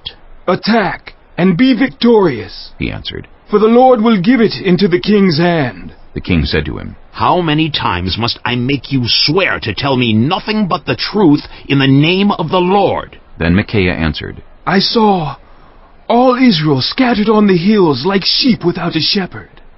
And the Lord said, These people have no master. Let each one go home in peace. The king of Israel said to Jehoshaphat, Didn't I tell you that he never prophesies anything good about me, but only bad? Micaiah continued, Therefore hear the word of the Lord. I saw the Lord sitting on his throne with all the multitudes of heaven standing around him on his right and on his left. And the Lord said, Who will entice Ahab into attacking Ramoth-Gilead and going to his death there? One suggested this, and another that. Finally, a spirit came forward, stood before the Lord and said, I will entice him. By what means? The Lord asked. I will go out and be a deceiving spirit in the mouths of all his prophets, he said. You will succeed in enticing him, said the Lord. Go and do it. So now the Lord has put a deceiving spirit in the mouths of all these prophets of yours. The Lord has decreed disaster for you. Then Zedekiah, son of Chenaanah, went up and slapped Micaiah in the face. Which way did the Spirit from the Lord go when he went from me to speak to you? He asked. Micaiah replied, You will find out on the day you go to hide in an inner room. The king of Israel then ordered, Take Micaiah and send him back to Ammon, the ruler of the city, and to Joash, the king's son, and say, This is what the king says. Put this fellow in prison and give him nothing but bread and water until I return safely. Micaiah declared, If you ever return safely, the Lord has not spoken through me. Then he added, Mark my words, all you people. So the king of Israel and Jehoshaphat king of Judah went up to Ramoth-Gilead. The king of Israel said to Jehoshaphat, I will enter the battle in disguise, but you wear your royal robes. So the king of Israel disguised himself and went into battle. Now the king of Aram had ordered his 32 chariot commanders, Do not fight with anyone, small or great, except the king of Israel. When the chariot commanders saw Jehoshaphat, they thought, Surely this is the king of Israel. So they turned to attack him. But when Jehoshaphat cried out, the chariot commanders saw that he was not the king of Israel and stopped pursuing him. But someone drew his bow at random and hit the king of Israel between the sections of his armor. The king told his chariot driver, Wheel around and get me out of the fighting. I've been wounded. All day long the battle raged, and the king was propped up in his chariot facing the Arameans. The blood from his wound ran onto the floor of the chariot, and that evening he died. As the sun was setting, a cry spread through the army, Every man to his town! Every man to his land! So the king died and was brought to Samaria, and they buried him there. They washed the chariot at a pool in Samaria, where the prostitutes bathed, and the dogs licked up his blood, as the word of the Lord had declared. As for the other events of Ahab's reign, including all he did, the palace he built and adorned with ivory, and the cities he fortified, are they not written in the book of the annals of the kings of Israel? Ahab rested with his ancestors, and Ahaziah his son succeeded him as king. Jehoshaphat, son of Asa, became king of Judah in the 4th year of Ahab king of Israel. Jehoshaphat was 35 years old when he became king, and he reigned in Jerusalem 25 years. His mother's name was Azubah, daughter of Shilhi. In everything he followed the ways of his father Asa, and did not stray from them. He did what was right in the eyes of the Lord. The high places, however, were not removed, and the people continued to offer sacrifices and burn incense there. Jehoshaphat was also at peace with the king of Israel. As for the other events of Jehoshaphat's reign, the things he achieved and his military exploits, are they not written in the book of the annals of the kings of Judah? He rid the land of the rest of the male shrine prostitutes who remained there even after the reign of his father Asa. There was then no king in Edom, a provincial governor ruled. Now Jehoshaphat built a fleet of trading ships to go to Ophir for gold, but they never set sail. They were wrecked at Ezion-Geber. At that time, Ahaziah, son of Ahab, said to Jehoshaphat, Let my men sail with yours. But Jehoshaphat refused. Then Jehoshaphat rested with his ancestors, and was buried with them in the city of David his father, and Jehoram his son succeeded him as king.